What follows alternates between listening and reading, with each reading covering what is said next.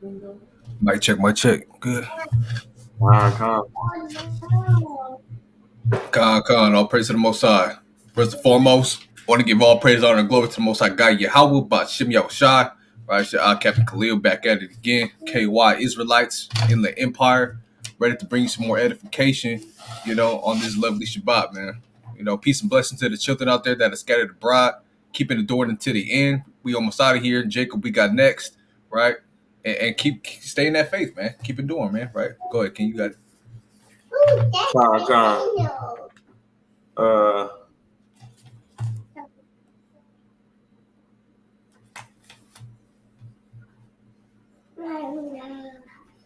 Con. So shalom. Right, we're back at it again. Another Shabbat service. Right, Shabbat shalom to all the family out there that celebrate their Shabbat on this day. And if you celebrated it on another day, right, I want to wish you a happy, Shabbat shalom on your next Shabbat, man. To your lunar keepers, man, lunar Sabbath keepers. Right, we love y'all, man. We love the family. Shalom to all the sisters out there, right? That's actually doing things for this truth, cooking, sewing, cleaning, right? Being keepers at home, also submissive to their own husbands, giving water at camp, making sandwiches, doing everything that they could do to magnify the name and the word of the Lord, man. Right. Also to the husbands out there, taking care of their families, submitting themselves unto their wives, right? Also being teachers, rulers, and leaders of their household, disciplining the children, right, and instructing them in the ways of Yahweh Bashem Yahushua. Right, shalom to the children out there that's referencing their family, right, their aunties, uncles, cousins, also their mothers and their dads, right, and actually listening to them and doing what they say to do. Because out here, man, the kids is what the devil is actually seeking for. If they could get the minds of the children, they could control the whole nation, right? So shalom to the children out there that's actually listening unto their fathers and their mothers, man, teaching them this truth, right? Shalom. Khan, Shalom, all praises, all praises. Right, so we just coming out of the feast of dedication, right? To all the beautiful brothers and sisters out there that are just coming out of celebrating the feast of dedication, right? This is also kind of chiming in and going into the topic on that portion, right? Of forsaking the Lord, man. Right? You don't want to forsake the Lord. How to tell if you're forsaking the Most High and how to return back to Him, right? Same in the same instance of you forsaking the building of the temple, right? Building this ministry, building our walls into make it to the kingdom, man. Right, so we don't want to forsake the Most High. We don't want to forsake the building of the tabernacle, the temple, right, and make it into the kingdom, right. So we gonna chime in on a little bit of that. Let me pull up this blue letter, right. Of course, we got to bring out a law portion for this lovely Shabbat. So we're gonna go in on Deuteronomy 30, right, giving you kind of a hint of returning back to the Lord and what to expect, man. Right, thus saith the Lord. All right, let's go. It's lucky. God, Lieutenant Nathaniel, Shalom. Glad to see you up in here, brother. All praise to the Most High. All right. So we're gonna start off at Deuteronomy chapter 30 and verse number 1. Right. All right. Deuteronomy chapter 30 and verse 1, and it reads, "And it shall come to pass when all these things are come upon thee, the blessing and the curse, which I have set before thee, and thou shalt call them to mind among all the nations, whether Yahweh thy power hath driven thee, and shalt return unto Yahweh thy power, and shalt obey his voice according to all that I command thee this day, thou and thy children, with all thine heart and with all thy soul, that then Yahweh thy power will turn thy captivity and have compassion upon thee, and will return and gather thee from all the nations, whether Yahweh thy power hath scattered thee." Go ahead, Ken, you got it.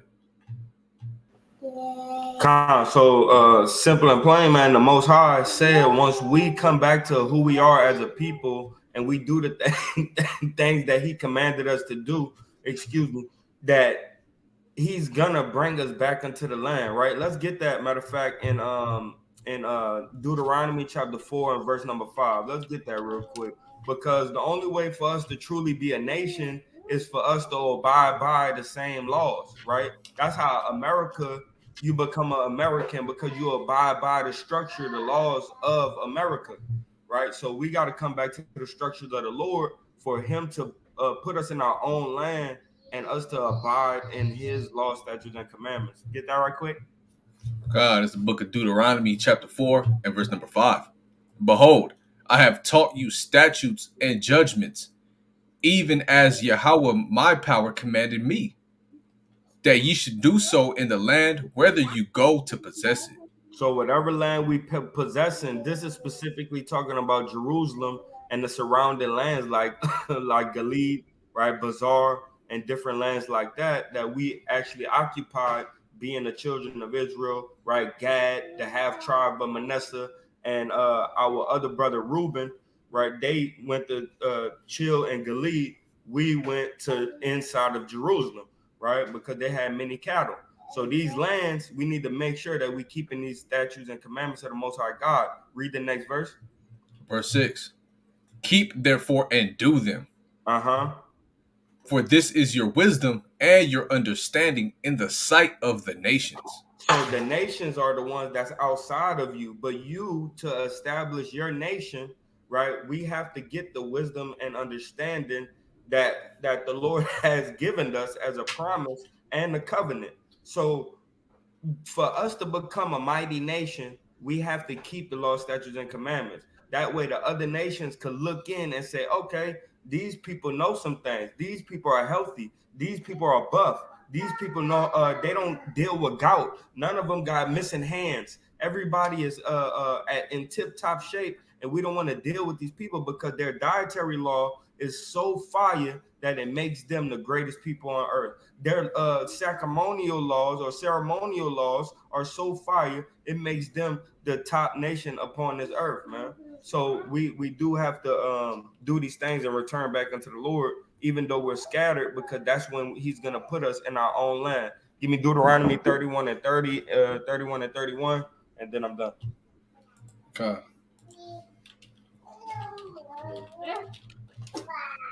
Jeremiah 31.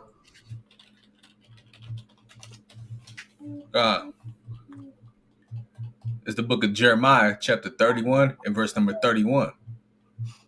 Behold, the days come, saith Yahweh, that I will make a new covenant with the house of Israel and with the house of Judah. Read 32.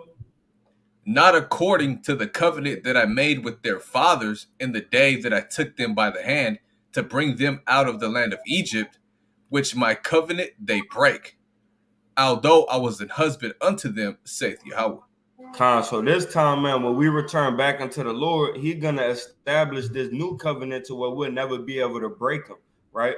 Right now, we have we have a whole bunch of choices that we can make. Right? In this day that's coming, we're not gonna have the choice of or the option to break the commandments of the Most High, because He's gonna instill it in our biology, in our biological Members. makeup. Right? Mm-hmm. It's gonna be like just like how your stomach process food, and you got the protons over here, the neutrons, the proteins, the estrogen, the testosterone, all these different chemicals. That's how the law gonna be in our body, right? Like a regular chemical that help us break down food. God. God. Verse 33. But this shall be the covenant that I will make with the house of Israel after those days, saith Yahweh. I will put my law in their inward parts and write it in their hearts, and will be their God, and they shall be my people. So that's what the brother's going into, right? The Most High God is going to actually put his law, right? And he's going to write it in our hearts. And what is our hearts? Our minds, right? Just the same manner he wrote with the finger of God, the tables of stone that he gave to Moses, right? We have a stony heart, a stony mind right now, man. So he's going to write these laws in our minds so that way we're actually walking in it basically we're going to be programmed to keep his laws, right? And we ain't never gonna go off. See that? God. That's it. That's all you wanted, King? That's right. God. God, going back to Deuteronomy now, right? So right now we're keeping these laws to the best of our abilities while we're in captivity, right? In hopes that we make it to that new covenant in that time where the Most High will actually program us to walk in His ways, man. Deuteronomy 30 and 3. I'll read 2 again. And shall return unto the Lord thy God, and shall obey His voice according to all that I command thee this day, thou and thy children, with all thine heart and with all thy soul. So if we keep these laws, statutes, and commandments, and we obey the Most High with all our body, mind, heart, and soul, even us and our children, that then what? That then Yahweh thy power will turn thy captivity and have compassion upon thee, and will return and gather thee from all the nations, whether the Yahweh thy power hath scattered thee. Right? Verse 4. If any of thine be driven out unto the outmost parts of heaven, from thence will Yahweh thy power gather thee, and from thence will he fetch thee. Right? So we got our brothers and sisters in Africa, right? Uruguay, New Guinea, Australia, Austria, Germany, all of these other places that's not North America, right? Because we're scattered all over the earth right now at the four corners. He's going to gather us from those places as well. You got it, King. He kind of took my precept, but read that precept for Nethaniah. Verse 4? Nah, Hosea 5 and 15. Okay.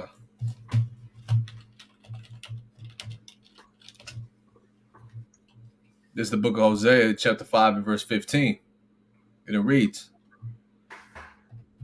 I will go and return to my place till they acknowledge their offense. Start at 14. 14. For I will be unto Ephraim as a lion, and as a young lion to the house of Judah. He said, man, I'm a jam you up, man. That's what's about to happen. Because of the things that y'all doing, I'm gonna jam y'all up, man. Jump to verse 1. Verse 1. Hosea 5 and 1. Hear ye this, O priests, and hearken, ye house of Israel, and give ye ear, O house of the king, for judgment is toward you. Hey, this is coming. Judgment is coming to you. Why? Because when we read Hosea, it's happening, man. The brothers is going off. Brothers and sisters is going off. Right? That's the context of Hosea. Is that you go off, I'm gonna jam you up. Period. Right? Y'all the woman that y'all Hosea wife. Right? So make sure y'all read this book. Read on.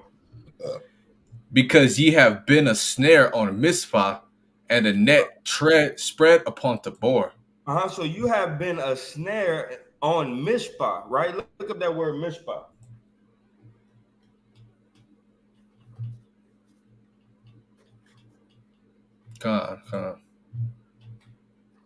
Watchtower.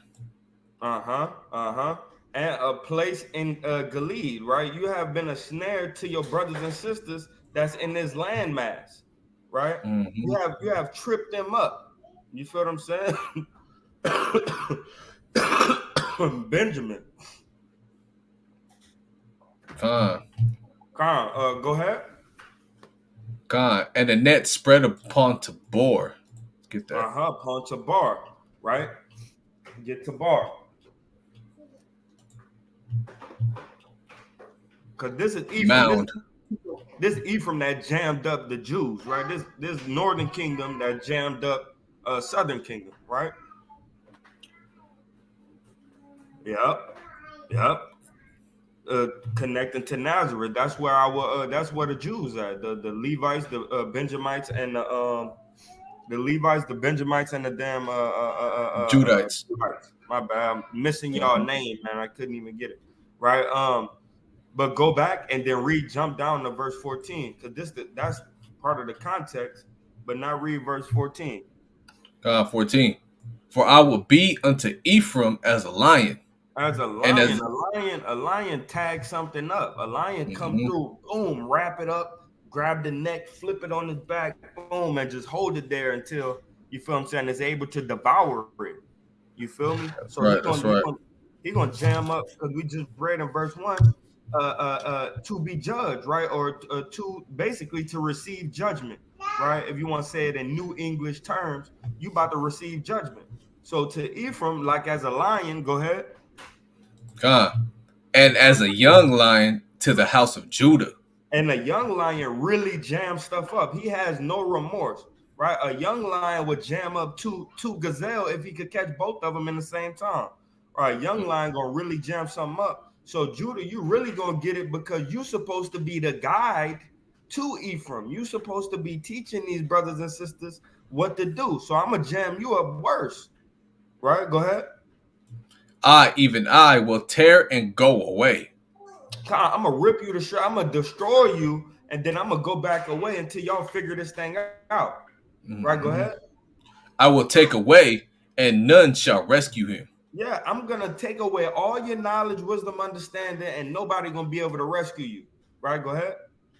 I will go and return to my place Uh-huh. till they acknowledge their offense. And that's why we get the precept until they rethink themselves up in Baruch. Until they rethink themselves, I would not be a God unto them, or however he said it, right? In Baruch. We have to bethink ourselves to be able to acknowledge that we don't went off in the eyes of the most high, right? Keep going. God, till they acknowledge their offense and seek my face. Uh-huh. In their affliction, they will seek me early. And we see it all the time. Every time we go to jail, every time we end up in the back of the police car, every time we end up sick in the hospital, every time that we end up losing our wife, losing our husband, losing our children, we start to bethink ourselves and say, oh, damn, I forgot I was supposed to be respecting God. Right? And now you start respecting him, thinking everything gonna be good. But nah, that's part of your judgment. You might not get your wife back. You might not get your kids back. You might not get out of jail for the next I don't know how many years. You might have to kill somebody in there. You so many that the cops might jam you up once they get you in the back of the police car. You get so many different judgments because you don't want to turn back to the Most High until your ass get jammed up, right? But he said it's a prophecy. He said this was going to happen. Why? Because he's going to destroy us until we're able to figure out who the heck we are. Because without the destruction of Israel, we wouldn't be able to build it back up. Con. Right, and on another topic on that one, man, we going through affliction right now, right? We going through trials and tribulations right now at this time, right? And a part of seeking the Most High early is not waiting till the day of the Lord come, man. Right? When you see that sky crack open, then you want to come and return to the Lord. No, man, that's too late. Right? The key part is we gotta seek Him early, right? If y'all grew up with DJ Quick, man, you know the saying, man. One of his songs: "If you stay ready, you ain't got to get ready, man." You got to stay prepared in everything that you do. You got to make sure your spiritual house is prepared, right, to receive the guests. You got to make sure you washing yourself and your garments is clean, so you ain't rushing out the door all late. Oh man, damn, I should have washed this clothes. Man, you should have been trying to wash your garment, man. Right, preparing for that wedding. Now you late running to the wedding. Oh man, what do I do? You know. So we got to seek the Most High early in our offense, right? Understanding what we did. We kids right now being punished on the corner of the wall, man, right? Until we acknowledge what we've done. And once we acknowledge what we've done, then we start trying to change, man. But it always takes affliction to go through these things, man. A lot of brothers and sisters, they don't go through enough affliction. They don't go through enough fire to know that they shouldn't be putting their hand to the damn fire, man. Right? You know, you always got that one little kid keep grabbing that remote, man. Right? Until father come and smack him on his hand, then he gonna learn, right? But sometimes our people like to keep grabbing that remote until that child hand keeps getting smacked plenty of times. Then he's gonna eventually learn, man. And look at us, man. We've been getting smacked down all this time, man, for 500 plus years, man. Throughout all the captivities, we get smacked down, man. Right? So we acknowledging our offenses, we seeking the face of the Most High. And what does it mean to seek His face? We hoping and having faith that the Most High will finally turn His face towards us, man. That's what it means to seek His face, man. Because He got His back turned on us right now.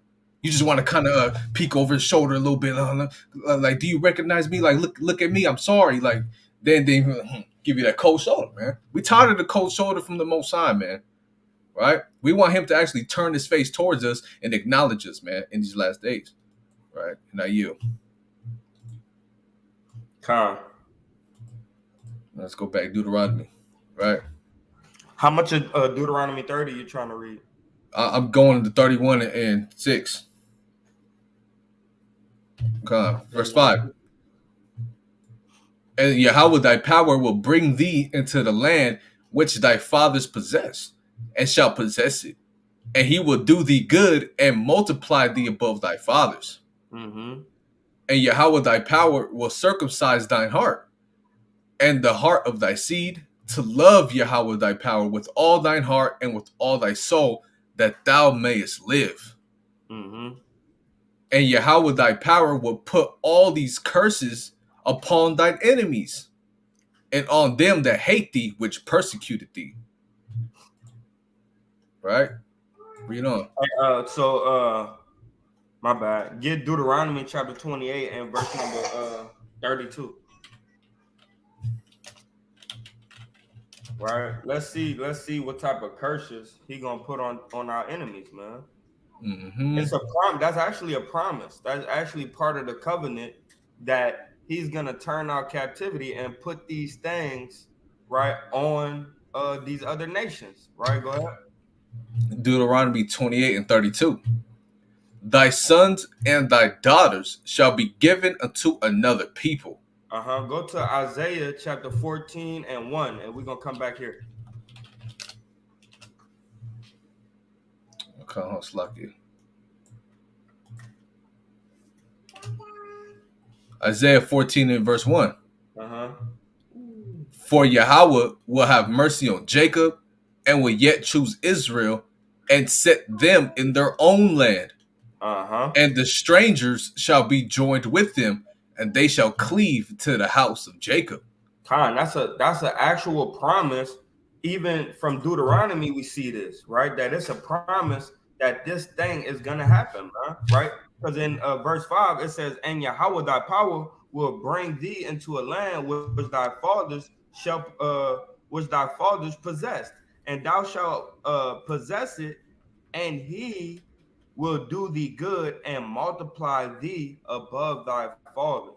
Right. So this is part of the way that he's gonna multiply us above our fathers. Right. We're gonna have actually more servants than our fathers, man. Why? Because we were servants to multiple nations more than our fathers. Our Abraham, Isaac, and Jacob, they wasn't in captivity how we in captivity, how Israel been in captivity. Yeah, Jacob had to go into the Egyptians and get some things done and whatever through Joseph, but they wasn't serving like after they passed away. The Israelites been serving other nations. So now we're gonna possess all these nations, and they're gonna build up our kingdom just voluptuously. It's gonna be We're gonna have way more than any other kingdom had put together. Let's just put it like that. Right? Keep reading, King. Verse number 2. And the people shall take them and bring them to their place. So the Israelites gonna take them, bring them to their place. We are the Israelites, right? Go ahead. And the house of Israel shall possess them in the land of Yahweh for servants and handmaids. And they shall take them captives whose captives they were, and they shall rule over their oppressors. And then we're gonna get this. This is gonna happen. We're gonna rule over our oppressors. Let's go back to Deuteronomy 28 32. 32. Thy sons and thy daughters shall be given unto another people. So, hey, Esau, right? Elam, right? All you nations, man, y'all, this curse is gonna come upon you guys, man. We're gonna be selling your children to other people, man. Right? We even got a precept where it says we're gonna sell your people to the Chaldeans, man. Right? Go ahead. That's right. That's right. And thine eyes shall look and fail with longing for them all the day long. And there shall be no might in thine hand. And you ain't gonna be able to do nothing about it. right? Just like we wasn't able to do nothing about it, y'all not gonna be able to do nothing about it, right? So, hey, man, these curses is gonna come upon your children, man, right? And I yield right there. Con. That's right. That's right. That's right. So right now we look at, hey, we bring this precept out all the time, man. This is the curses that we're going through. But like we just read, man, in Deuteronomy 30 and 7, these same curses that we read, right, to apply to our people are going to be on the enemies in that day, man. Pretty, Right? God. Verse 8, Deuteronomy 30 and 8. pretty. And thou shalt return and obey the voice of Yahweh and do all his commandments, which I command thee this day. And Uh huh. Yahweh thy power will make thee plenteous in every work of thine hand, in the fruit of thy body, and in the fruit of the cattle, and in the fruit of thy land for good. Kyle, why is all this gonna be the key word he said was plenteous? Why is it gonna be plenteous? Because we're gonna have servants and handmaids to the full, right? It's gonna be like I'm telling you, like he made Esau cover the dew of the land, and he had the fatness thereof, right? Our fatness is gonna be so crazy. We're gonna have one person brushing a horse or brushing a cow, right? While the other one is making sure the hay is fluffed, right? And then we're gonna have them spray down the cow with some ointment and oil, making sure it gets no boils, right? Cut the one of them, three people on one cow, making sure this cow is up the park, man. Right? We're gonna Mm-hmm. it's gonna be crazy the amount of peace that we have in our own land, man. It's gonna be absolutely mind-boggling, man. Right? That's all I got, King. God, read on. For Yahweh will again rejoice over thee for good. Hey, man, that's the Most High turning his face back towards us, man. Right? Because the Most High ain't rejoicing over wickedness, man. The Most High God is not rejoicing over us forsaking him. See that? But he was going to rejoice after we return to him, right? As he rejoiced over thy fathers. 30 and verse 10. If thou shalt hearken unto the voice of Yahweh thy power, to keep his commandments and his statutes, which are written in this book of the law, and if thou turn unto Yahweh thy power with all thine heart and with all thy soul, for this commandment which I command thee this day, it is not hidden from thee, neither is it far off. Right? So these commandments, man, this knowledge, wisdom, and understanding, these commandments, this law, right, is not afar off, man. It's not hidden. Right? You probably got it in the top of your closet somewhere collecting dust, man. That's where it's at. Right? Verse 12. It is not in heaven that thou shouldest say, who shall go up for us to heaven and bring Uh-huh. it unto us, that we may hear it and do it. Uh-huh. Right? Wait. Go to Matthew chapter 6. Huh.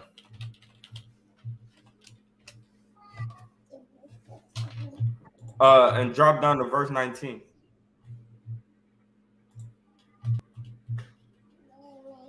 Matthew chapter 6 and verse number 19. Lay not up for yourselves treasures upon earth, where moth and rust doth corrupt, and where thieves break through and steal. But lay up for yourselves treasures in heaven, where neither moth nor rust doth corrupt, and where thieves do not break through nor steal. Uh-huh. Go ahead. For where your treasure is, there will your heart be also.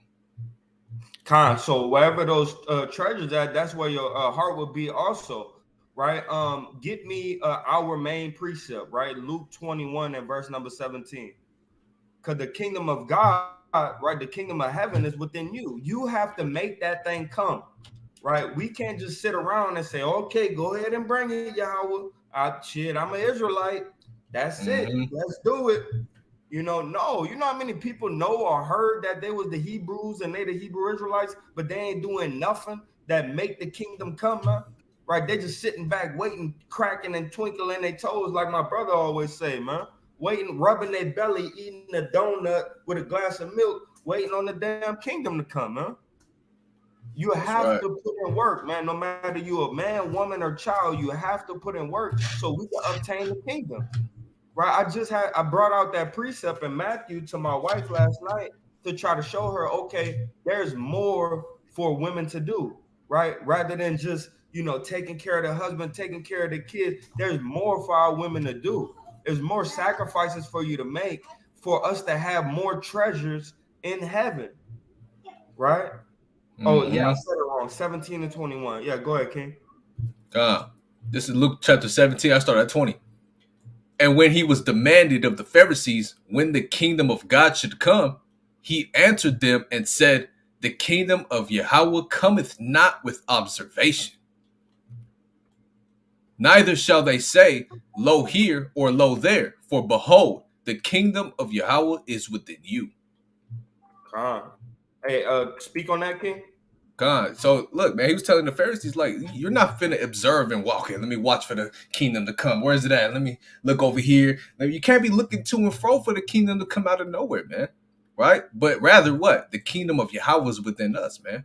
We have the power as the Israelites to manifest the kingdom, man. Because what makes up the kingdom? Through the walls and the buildings and the windows and the groundwork. Does that make up a kingdom? No, man. Right? The people make up the kingdom at the end of the day. So that's what Yahweh Shai is going into. So the kingdom is within us. We have the power to bring the kingdom into fruition, man, by keeping these law, statutes, commandments, and doing what thus said the Lord said in Deuteronomy chapter 30, man. Right? Returning to the Lord, keeping his commandments, then he's gonna return to gather us and put us back to the land where he promised our forefathers, man. See that? Ah, Real quick. Peace and blessings and shalom, Shabbat shalom to the viewers in here, 5 viewers, right? We got Lamar's queen in here, right? Princess Lamar, right? House of Lamar, right? House of Judah, Yahweh in the Hebrew, right? We got Ak Yahweh, right? Shalom, right? Cameron McKay, Shalom. I'm not perfect. I have a lot to work on, but I know the truth now. And being a Christian, I was never gonna make it there following them. And that's right, King. Right? That's exactly correct. Right? Con. Because the Hey, Christian man. church, they forsake the Most High. But go ahead, King. Con, and on the book, man, go follow us, man. You feel what I'm saying? Gubba War, man. Look me up, man. Gubba War Gabar. It won't let me put it in the chat, but look me up on Facebook, man. Brotherhood is everything, right? Brotherhood is everything, man. Look me up on the chat. I mean, look me up in on the book. God, I be spreading his word to all my friends and family. That's all I do now. I try to show them the truth and nobody like me no more. But that's fine because Yahweh got me always. Hey man, That's there's only gonna right. be a few fishermen. Everybody's not gonna want to fish. Why? Because a lot of our people are forsaking the most high in their hearts, man, in their minds, man. But keep doing that work, King. Keep doing that work, King. That's right. Con. All praises. Shalom to that brother, man. Right. All right, going back. God, Deuteronomy 30 and verse number 14. Uh,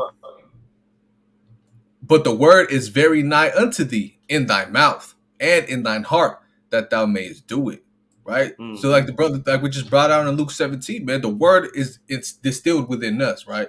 We eat in this book, man. Let me get that real quick in Ezekiel 3. Right? And our Ezekiel Judah, chapter. man. Shalom, shalom, our Judah, and your precious princess, man, your wife, man. Shalom. Uh, Ezekiel 3 and verse number 1, right? Moreover, he said unto me, Son of man, right? And so Yahweh Shai is not the only son of man, man. We're all the sons of men, man. The sons of Adam, right? That's who we are. Eat that thou findest, eat this roll, and go speak unto the house of Israel, right? So I opened my mouth, and he caused me to eat that roll. So what does it mean to eat that roll, man? Oh, let me get this piece of paper and write down the commandments, and let me just roll it up. And no, man, it's talking about digesting the spiritual understanding that the Most High gives us, man. The law, statutes, commandments, wisdom, knowledge, and understanding. You take it, you eat it, and you digest it into your body, man. You put it in your members, man. Right? Verse 3. And he said unto me, Son of man, cause thy belly to eat, and fill thy bowels with this roll that I give thee. Meaning what? Get stuffed, man. You got to get full, man. You got to get stuffed with this thing. You got to have a feast with these scriptures, man. Right? Then did I eat it, and it was in my mouth as honey for sweetness. Right? That's the gospels, man. That's the truth, man. Right? What we're looking for in these last days, the hope of salvation and all of these things in between, man. It's sweet, man. You know. So we got Uh-huh. to eat this roll, man. Go ahead, King. And also when it says, and fill thy bowels with this roll that I give thee, right? It's telling you to digest what I'm giving you. Put everything in a proper place. Because when your stuff is in your intestines, your food is in your intestines, it's putting glycogen over here, it's putting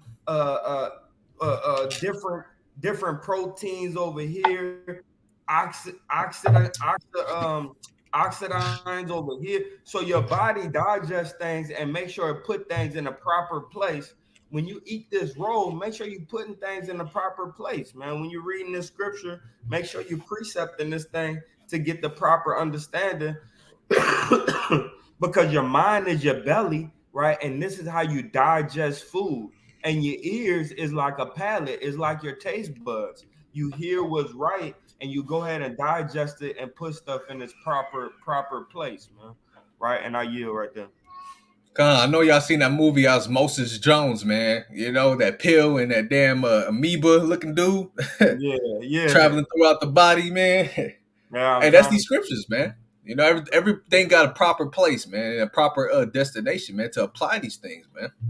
You know, And that's right, uh, Nathaniah, man. That's right. uh, that's right. And the nutrients help what the plant grow, man. Right? If you don't have nutrients to your plant, man, which is your body, which is a living tree, hey, man, you're gonna wither away somewhere, man. We don't want that. That's right. Bring it out. Bring it out. All right, that's all I wanted on Ezekiel. Reading on. You know. I want to expound on this real quick, right? Verse 14 again. But the word is very nigh unto thee. It's right here, man. It's literally right in front of your face, man. And a lot of our people that forsake the Most High, guess where it's at? In the closet collecting dust. That doesn't mean it's still not nearby, right? The Most High left us the instructions. That's why they say before basic instructions before leaving Earth, man. But not we're not really literally leaving Earth, but you get what I'm saying, man. It's basic instructions left here for us. The instructions, the blueprint, the manuscript, right, to get back to the Most High, man. Right, in thy mouth and in thine heart that thou mayest do it. See that? Verse 15. See, I have set before thee this day life and good, and death and evil. Mm. See that? Look, if look at this, man. Right? Life one time, good one time, death and evil. You see that? So which one are you gonna tread upon, man? I just want to do death. I like death and evil, man. No, man.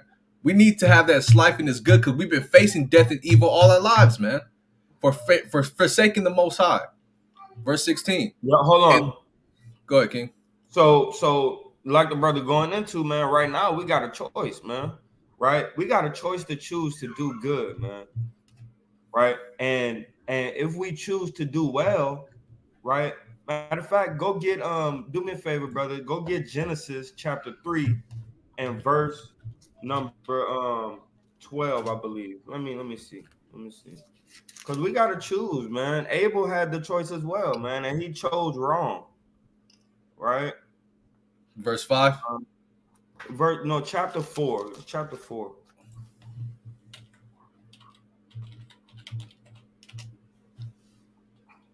Even the tree or Cain and Abel. Cain and Abel. Uh, He said, if you do well, it shall be well unto thee. If you can help me find that right quick. 1 second. Verse 7. Chapter 7. Genesis chapter 4 and verse 7. If thou doest well, shalt thou not be accepted? Mm. And if thou doest not well, sin lieth at the door. Hey man, so you got a judgment coming, but he telling you if you do well, ain't you gonna be good, right? Ain't you gonna be all right? You know what I mean? And then, but if you don't do well, right, sin or judgment lies at the door, man. Right. Mm-hmm. So even though he gives us a choice, we should choose to do well, man. That way it'll be well with us. We'll be okay. Right. So we need to choose wisely. Keep going. God. And unto thee shall be his desire, Uh-huh. and thou shalt rule over him. So this right here says, and unto thee shall be his desire. Who is the his? Satan, the adversary, right? And thou shalt rule over him, right? You're gonna be so wicked that you're gonna have rule over Satan. Your ass is gonna be doing so much wickedness or death or destruction that you're gonna have rule over death, man. Right? Mm-hmm. So we have to understand, man, our choice, our decision making skill should be choosing life and good. That way it'll be well unto us. Right? That's all I wanted. I want to read a little bit more on this. Watch this. Verse 8, right? And Cain talked with Abel, his brother. And it came to pass when they were in the field that Cain rose up against Abel, his brother, and slew him. Right? Hey, so that's the choice that Cain made, man. Right? That's the option he chose, man. And Yahweh said unto Cain, where is Abel thy brother? And he said, I know not. Am I my brother's keeper? So Right. So first a lot off, of he hold on, killed King. him. First off, he God, killed him. My bad, my bad. He killed him. And he lied about it. He just sinning on sin. But go ahead, King, my bad. yeah. But and what I want to expound on is like, look, man. A lot of scoffers be like, doesn't the Most High God know everything? Why would he? Look, man, it's the same thing. Your kid act up, man. Right? Damn, broke the vase in the damn kitchen. You know he broke the vase, but you still gonna ask him anyway to see if he confesses it to it, man. Where's his heart really at? Did you break that vase? Knowing in your heart you really know he broke the vase. No, I didn't break the vase. It wasn't me. You just seen him do it, you know. So that's what he did to Cain, man. You see that? Khan.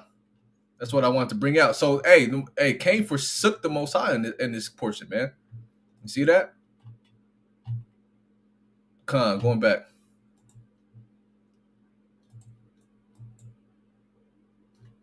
Where we at, King? It's lucky. Deuteronomy 30 and verse 16. Right? Again, 15 again. See, I have set before thee this day life and good, and death and evil.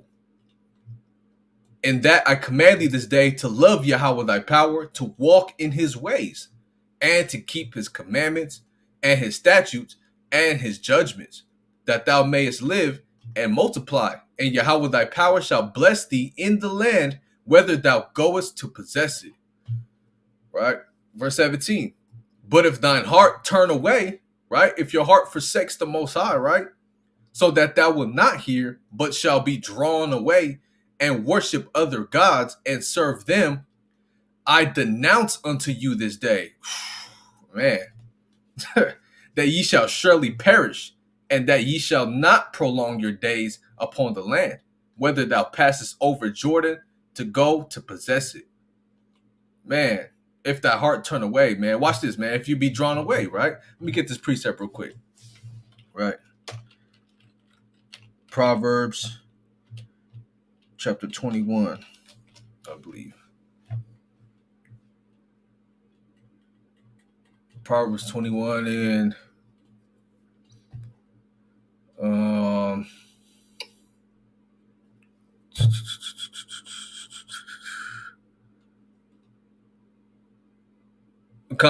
Proverbs 21 and verse number 16.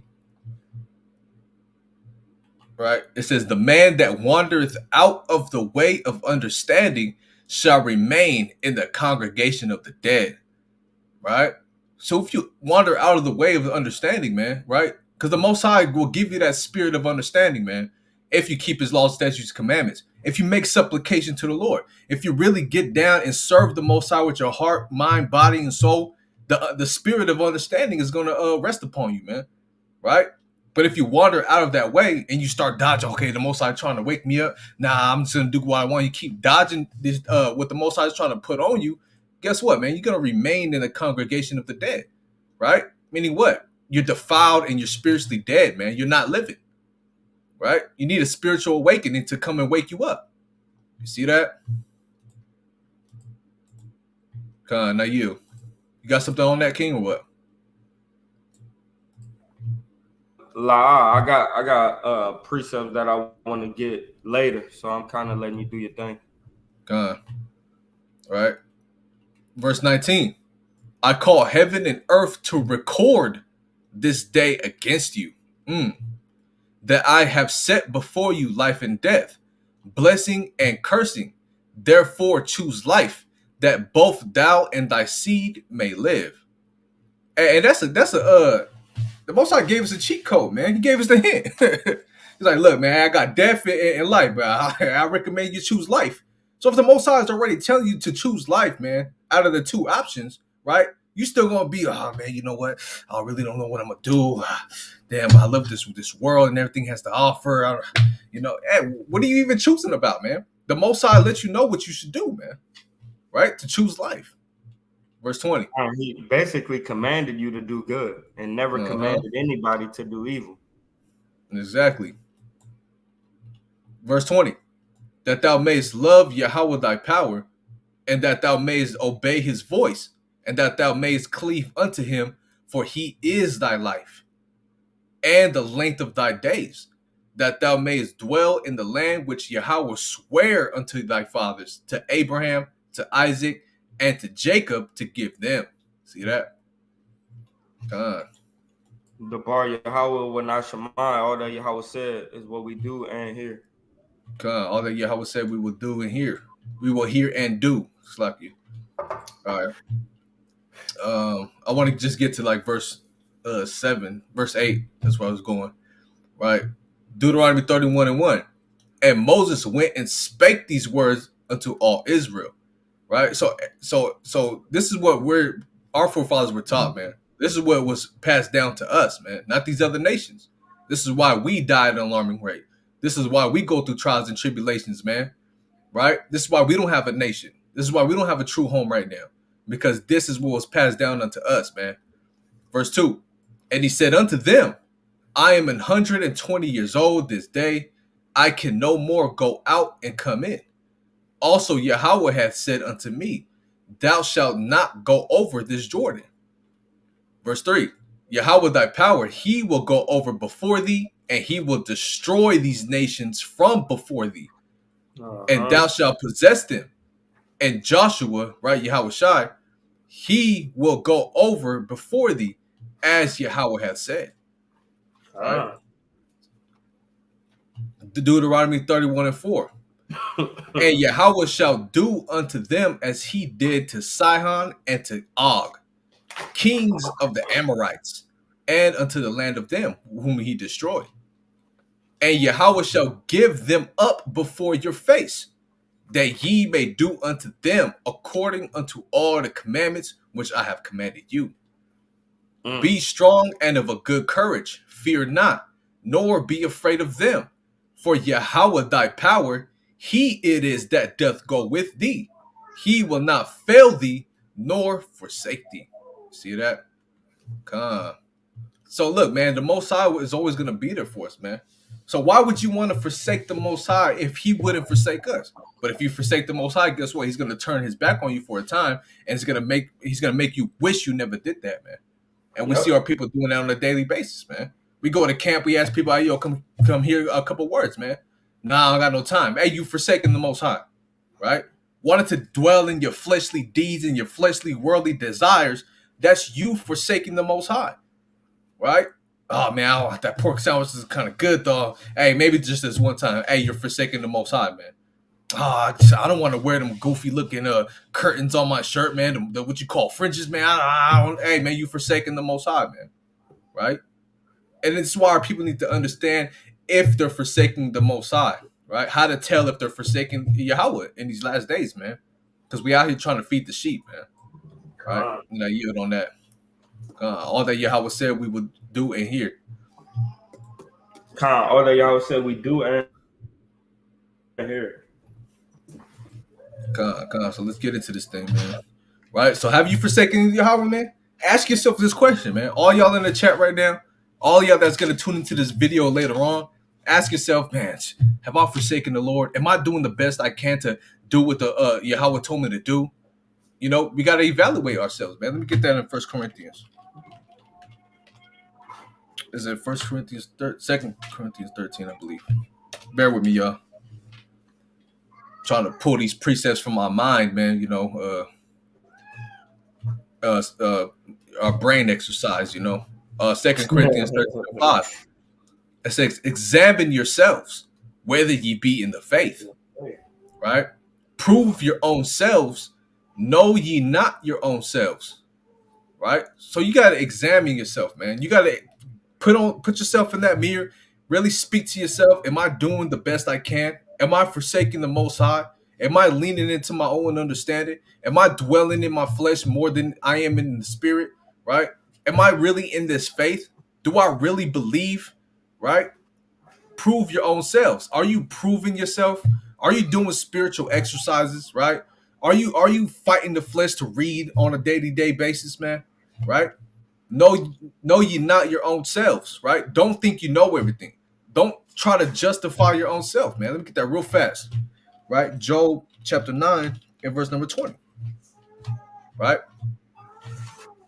Job 9 and 20. If I justify myself, my own mouth shall condemn me. See My that? what?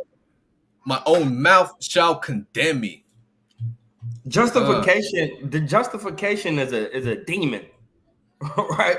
Just to mhm. justify yourself, that is a demon, man. Right? That's why I tell brothers, man, don't just be in your own mind like that, bro. Call brothers because you'll always justify some stuff. But if you ask a question to the people that's above you, right, they always gonna let you know, nah, bro, don't do that. You feel what I'm saying? It's not right. But in your mind, you'll say, you know what I mean? Oh, well, how bad is it? You know, how bad is it really?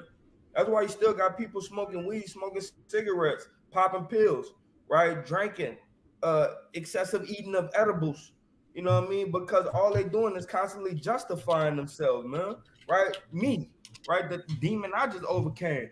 Excessive drinking, drinking almost every day, right? Drinking wine almost every day. That was me justifying, okay, this is why I'm doing it. This is why I'm doing it. Nah, man, give yourself time to understand what's going on and properly process what you need to process. Right? I yield right there. Con. That's right. That's right. So if you justifying yourself, you might not even literally be speaking with your actual mouth, right? Actually uttering these words, but guess what? That voice in your head, you're gonna condemn yourself, man. Right? You're speaking it in your own mind, man. Right? And you're gonna be condemned, man. You're condemning yourself. If I say I am perfect, right, it shall also prove be perverse, right? You're gonna prove yourself otherwise in that day, man. Oh, it's okay, man. I could do it. It's all good. Nah, yeah, man, I don't gotta wear fringes, man. Hey, I met this brother at the store, man, talking about he came up with a whole lesson talking about we're justified by faith. We still got to keep the commandments, but we don't have to keep the commandments of fringes, man. What That's kind of folly awesome. is that, man? That's Oh, I awesome. got a whole lesson, brother. You know what I'm saying? I'm gonna give you my card and we can talk about it. You know what I'm saying? We don't have to wear fringes, brother. Hey, man, that's wicked, man. He's justifying himself, man. You see that? Yep. Con. That's And all I that wanted and on that that. and that's what happens. People start playing in that playground called your brain, and then you come up with damn perverse doctrines. Mm-hmm. All right, that's why you Con. always need elders. Brothers always need elders. Con, that's right. That's right. So you gotta examine yourself, man, and don't justify your own self, right? Keep proving yourselves, man. Keep practicing. Keep dwelling and delving into that reproof, man. Keep sharpening your iron up, man. Oh, this blade, yeah, it's gonna cut through that tree. When you try to cut through that tree, next thing you know, you ain't be able to cut through it, man, because you ain't sharpen your blade up, man. Right? You Right. talk about okay, I can make it to the NFL, I can make it to the NBA, but I ain't shot one ball in your life, man. Right? Never practice on that court. Know ye not your own selves, how that Hamashiach Yahushai is in you, except ye be reprobates, right? Let's get that reprobate, man. So Yahushai is dwelling in us, man. He wants to be our God. He wants to live in us, man, and we gotta accept that, man, and not backslide on that, right? Except ye be reprobates. Let's get that reprobate, right? Not standing the test, not approved, right? Let's get the Strongs. Unapproved. See that? Rejected, right? Because we reject Yahweh Shai and the Most High, man. Yahweh Wah Yahweh Shai. We reject them. That causes us to be reprobates, man. Right? We reject the law, statutes, and commandments. That causes us to be cast away. See that? Yes, sir. Worthless, man. So you don't want to be reprobate, man. I'm gonna read one more and I'll yield. Right? how that ye be reprobates, right? Hey, But I hold on. trust that ye know. Go ahead, King. So yeah, we supposed to wear fringes every day, man. Every day, even in the house, man, if possible. Right? We want to wear Con. fringes every day.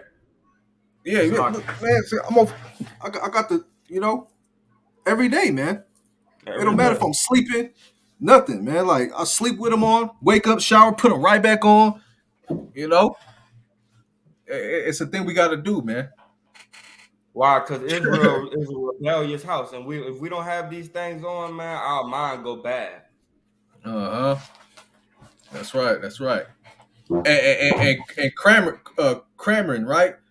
And if you want to be a light to your people, man, you find yourself out there without nobody, no brothers around you. You have these fringes on, it increases the chance of you finding somebody, man.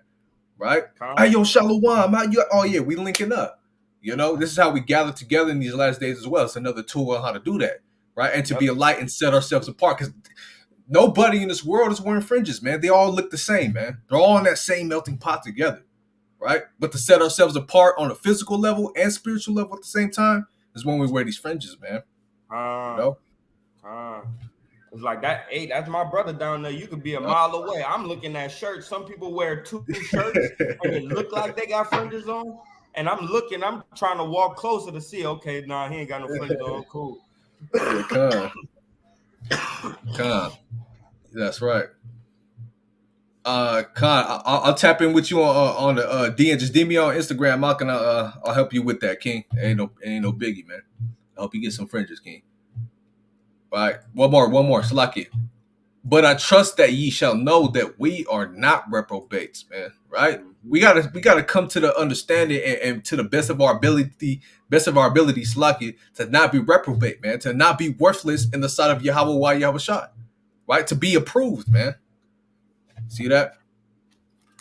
Con, con. God, one more. It's one more. Slucky. Now I pray to Yahweh that ye do no evil, not that we should appear approved, but that ye should do that which is honest, though we be as reprobates. So we're not looking to, oh yeah, I'm gonna do this because I just want to be accepted. I want to be approved. Yeah, to a certain extent, but that should not be the main reason. You should just do it because it's honest, man, and it's what the That's Most High right. said at the end of the day, right? That's right. Verse 8, for we can do nothing against the truth, but for the truth. Right? So you can't stand against these law, Uh, statutes, and commandments, man. You can't stand and forsake the Most High, man. Right? Because if you try to do everything contrary to the Most High and what He tells you to do, guess what? You're gonna be washed out, man. You're gonna be cast away. Right? You can't do nothing against it, but you can only do something for it, rather, right? For the truth. God, now yield on that. con. It's like it's getting long winded. Nah, it's all good, man. Let's do the spirit. Give me Second Corinthians chapter 7 and verse number 14 and 15.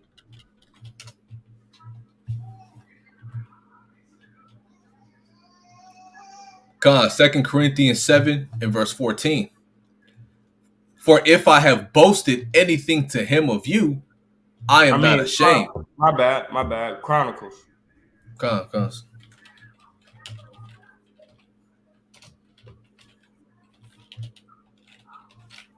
Oops, some corn. Select you. And we're gonna go to 16 too. God. It's the book of Second Chronicles, chapter 7, and verse number 14. If my people, which are called by my name, shall humble themselves and pray and seek my face and turn from their wicked ways, then will I hear from heaven and will forgive their sin and will heal their land. So it's a stipulation, man. The Lord loves with condition as well as unconditional. He has an unconditional favor or love to Abraham, Isaac, and Jacob and the Jacobites, right? The Israelites. He has an unconditional love for us in that manner because he chose us, but his love is conditional whether he's gonna bless us or whether he's gonna curse us. So we need to come back to serving him correctly, turn from our wicked ways, right? And then he will hear us from heaven. Why you think these prophecies are coming to pass? Because you got brothers turning away from their wicked ways, and we're activating the kingdom, man. We're activating our land to being healed, man. right? And the only way for the land to be healed is for the missiles to drop and to destroy, right, what is built there, which is Gentiles. The Gentiles have Mm-hmm. to be destroyed for the land to be healed, man. Right? Verse 15, unless you got something to say on that. Con, now, verse 15. Now mine eyes shall be open and my ears attent unto the prayer that is made in this place. So now I'm gonna take heed to what they're doing, but or and what's being done unto them, because the Lord say in Zechariah chapter 2 and verse 8, he that touches you touches the apple of my eye, roughly paraphrasing, right? And I'm gonna I'm gonna consume them or destroy them that do such things, right? Loosely paraphrasing. So we understand that now his eyes are open to us when we repent and come back to fearing the Lord, and his ear is going to be attended.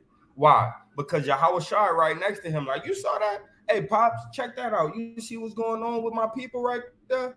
Right? Hey, look, man, we got to do something, right? We got to do something. When we going to do it? Now you got Yahweh Shai next to the Most High. Like, when we going to do it, man? I'm sick of this, man, right? So his eyes and his ears is open, right, to what's going on with us because of the brothers and sisters that's repenting, right, in sincerity and in truth, right? Even though some doctrines might be a little different, brothers wholeheartedly believe in the truth, whatever truth that is in the Hebrew Israelite faith, right? Read on. Con. Verse 16. For now have I chosen and sanctified this house, that my name may be there forever. And Forever. mine So now eye you have chosen and dedicated this house that his name might be there forever. Yashar Allah, right? Go ahead. and mine eyes and mine heart shall be there perpetually. Man, and just like our perpetual sacrifices, his heart and his eyes is going to be on us perpetually, every day, all day, man. Right? Con, And I yield. I got a precept on that one, right? So yeah, man. What verse 15, right? I'm gonna precept this one, right? Also in 16 as well, right? Yeah, Now the brother mine gonna be eyes able to shall link up. My bad. The brother gonna be able to link up with Nathaniah, man. He going to Dallas on the 7th. My bad. Con, Nathaniah would definitely aid you on that by the spirit and power of Yahweh Shemi Shai, most high willing. You know what I'm saying? Most definitely, that's a beautiful brother right there, Nathaniah, to do such good works for the kingdom in such a manner, man. All praise to the Most High for that brother, man. Right? Con, right? Watch this. Second Chronicles 7:15. Now mine eyes shall be open and mine ears attent unto the prayer that is made in this place. Right? So I shall be open. Let's get that in Revelation 3, man. Mm-hmm. Revelation chapter 3, and I'll start at verse number 17, I believe. God, watch this. Because thou sayest, I am rich and increased with goods and have need of nothing, right? Our people do that, man. I'm good, man. I'm content, right? I got me some money, I got me some women, and I got me some drugs. I'm content, man. That's what our people do, man. As long as you give a brother money, drugs, women, a house, a nice car with some rims on it, man. Hey, he's content in this world, man. And that's off, man. Right? Because there our people like to look for longevity here in America, man. Our people like to look for longevity under oppression, right? Because our people say such things. I'm rich, increased with goods, and I don't need nothing, right? But guess what they don't know? And no, it's not that thou art wretched and miserable and poor and blind and naked. You see that? So our people are really, they don't even really understand. They cover themselves up with all these materialistic, worldly things, right, in their minds, and they don't even know deep down that they're really wretched, right? They're really miserable, they're poor, they're blind, and they're naked. Naked meaning what? They're exposed, man. You can't hide, man. The Most High, Yahweh Shai, can see through all of that stuff, man. Right? And if a brother got the spiritual lens and can see these things too through the spirit, he knows that stuff is not making you happy, man. Yeah, I see you. You know, you got a nice house and all these things, but you look like you incomplete. What you mean? You know what I'm saying? But and then he go inside, close the door, and really cry. Like, damn, how did he know, man? I'm really wretched inside. I'm really going through trials and tribulations. I'm really sorrowful and mourning in my mind, man. Right? Take that beer bottle. This can't help, man. You know what I'm saying? Our people go through this, man. You know? because they have no assurance of their life. See that? So watch this. Since our Con, people say these con, things but don't understand, go ahead, King. so I just wanted to say, and they don't, and a lot of our people don't understand. Just like LeBron, we don't understand that we are one. So even though I'm all right, my brother is poor, destitute of daily food, and naked. That's really me. My brother is me. So I'm him, naked, blind, poor, miserable, right? And wretched, man. Because I'm looking at you. I'm rich. I'm cool, but you having problems, right? You Mm-hmm. are me, and I'm you. You understand what I'm saying, King? God, that's right. That's right. Yeah, so you, me, I'm you, right? If I'm good and you're not, that means I'm not good. Mm-hmm. So what's going on here is that you're saying that you're rich, right? But just like stop, just like that rich man, right? That had many possessions in Matthew chapter 19, verse 16 or 16 and 19. He, those things didn't get him into the kingdom. Him submitting unto Yahweh Shai was going to get him into the kingdom. That's right. That's right. So we can clearly see these things, man. Even on that note, through experience, man. Right? You have a lot of Jakes and Eves out there who go through that, man. I used to have this. I used to have 5 cars. I used to be rich, but none of that stuff really filled my spirit, man. And you listening like, damn, yeah, that's deep, And they have all these testimonies, man. Right? The testimony of the Lord is short, making wise the simple. So when a person like that who been through such things can look at the next person like, man, none of that stuff completes you, man. And that person that's receiving that those words will tell himself like, hey, man, you right. I have all this in my life, what I'm saying, but I don't really feel complete. Why? Because you don't have the Most High in you at the end of the day. You see that? So real quick again, right? Because thou sayest, I am rich and increased with goods and have need of nothing, and knowest not that thou art wretched and miserable and poor and blind and naked. Right? See that? Verse 18. I counsel thee to buy of me gold tried in the fire. And we're the gold tried in the fire, man. We are the gold that is tried in the fire, man. Right now, we're getting tried in the fire right now through what? Trials and tribulations, afflictions, sorrow, mourning, pain, right? Desolation. You see, all of these things were being tried in the fire. Are we going to come out as gold at the end of the day? Right? Are we going to come out as refined, pure gold, man? Or are you going to be the dross that comes out the end of that, man? Right? So I counsel thee to buy of me gold tried in the fire, that thou mayst be rich, and white raiment. Right? We're talking about the true riches, man. The kingdom, knowledge, wisdom, understanding, life, right? Abundance of land, abundance of our cattle, abundance of our fruit that we bear from our bodies, that thou mayst be clothed, and that the shame of thy nakedness do not appear, and anoint thy eyes with eye salve, right? Eye salve is that thing that the owls have, right? That layer of eyes that they'll be able to see through the dark, man. Right? We're able to see through the dark. We're able to see through our brothers and sisters' spirits, man. Like, no, you ain't all right, man. You might have all of this and that and this and that of the world, but really deep down, man, you're spiritually desolate. You know that thou mayest see. You see that? So when we go back here, right now, mine eyes shall be open. Why? Because we can see through these things, man. We can see who forsaken the Lord, and we can see who's slowly but surely returning back to the Most High. And mine ears attend unto the prayer that is made in this place, right? And I yield. God, that's right, King. No riches in this world compares to the riches in heaven. That's right, King. Bring it out. You got another precept you want to bring out? Or I got some. Nah, I said I yield, King. Lock in. So give me Nehemiah chapter 2 and verse number 17. Mm-hmm. Right? Because us doing what we need to do helps us to build back up the temple. Right? That's the whole point of the Feast of Dedication. That's why we bringing out this lesson, is that we need to return unto the Lord so we could build back up Jerusalem, man. Right? I just brought up that precept, Once you come back to the Most High, He gonna heal the land.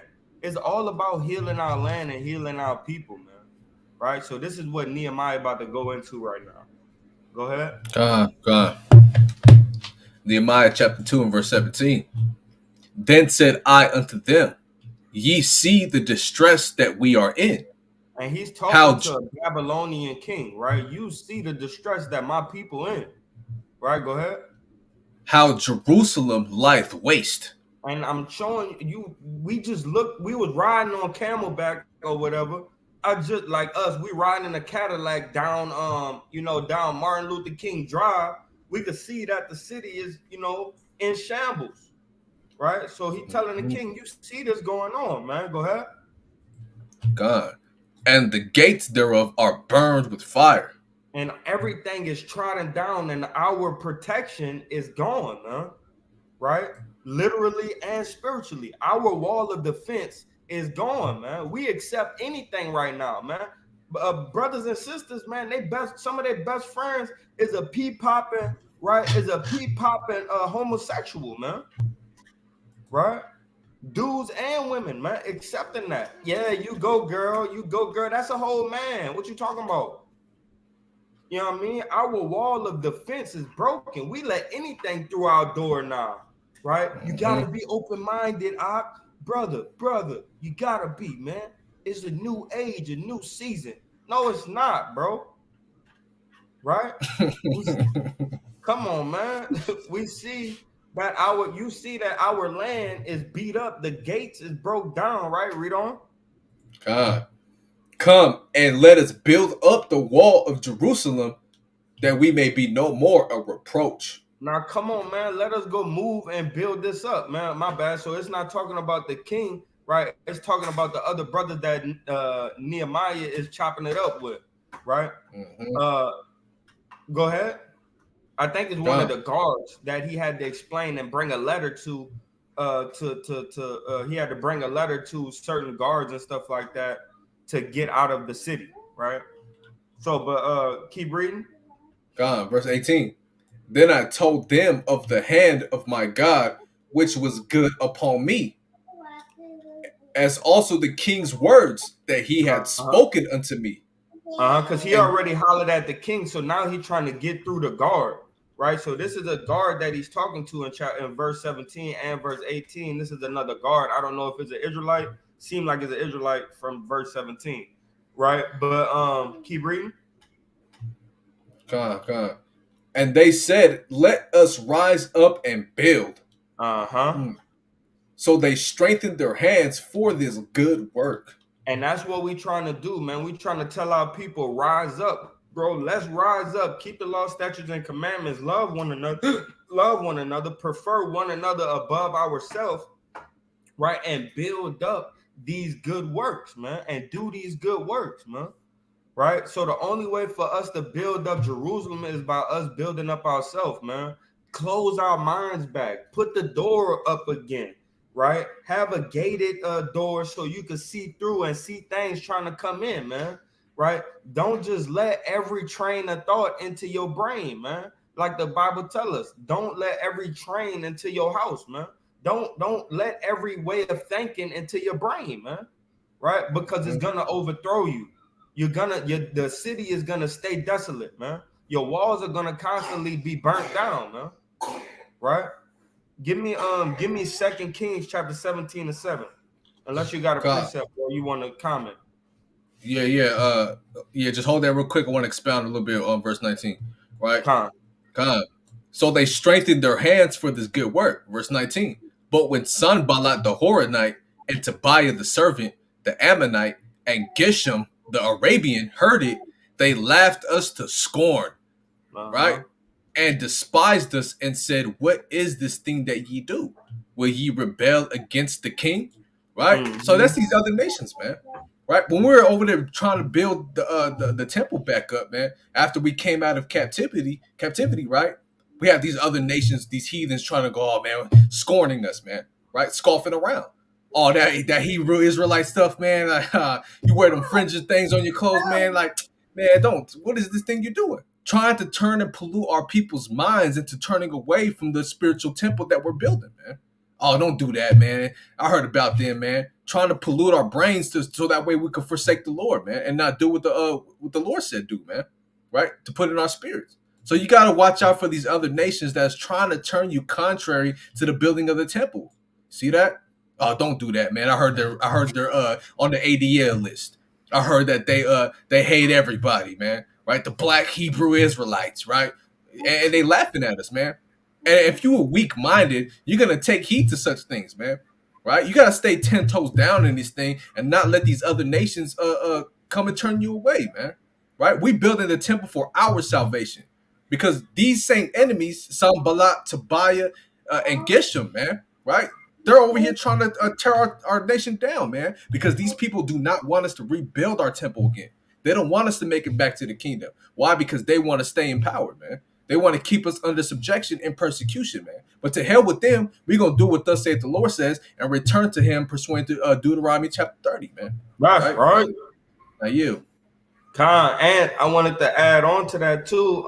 That's how we get that Satan come in, right, to steal the word, because that'll Mm-hmm. happen all the time, man. You go to building up a brother, and then the Edomite come in and they start making damn confusion.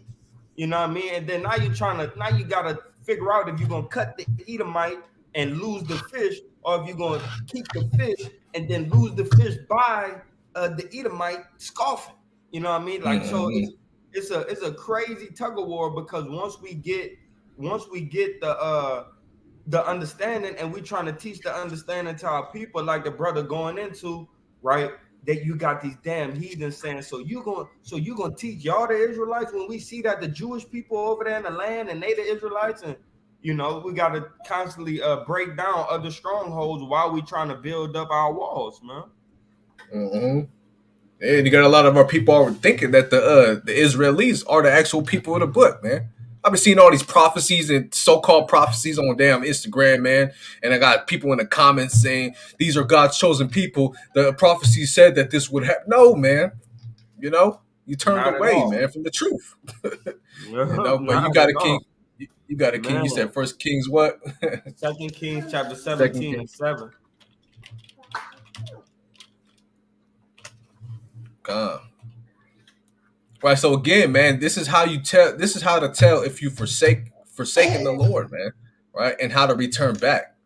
Right, how to tell if you forsaken the Lord and how to turn back is the topic of this lesson, man. So I hope y'all are getting Con, edified, man.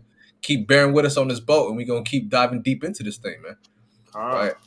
That's the Second Kings chapter 7, Second Kings 17 and verse number 7. 7. Right. For so it was, right? For so it was that the children of Israel had sinned against Yahweh their power, Mm. which had brought them up out of the land of Egypt, from under the hand of Pharaoh, king of Egypt, and had feared other gods. And now they started fearing other gods. And we know who got us out of there, but now we're reverencing other gods. Right? It says, and the children of Israel has sinned. Right? It's like saying, all right, now y'all done messed up again, man. Right? For it was like, now it didn't happen, man. Right? Throw your hands up Mm-hmm. in the air, man. It didn't happen, man.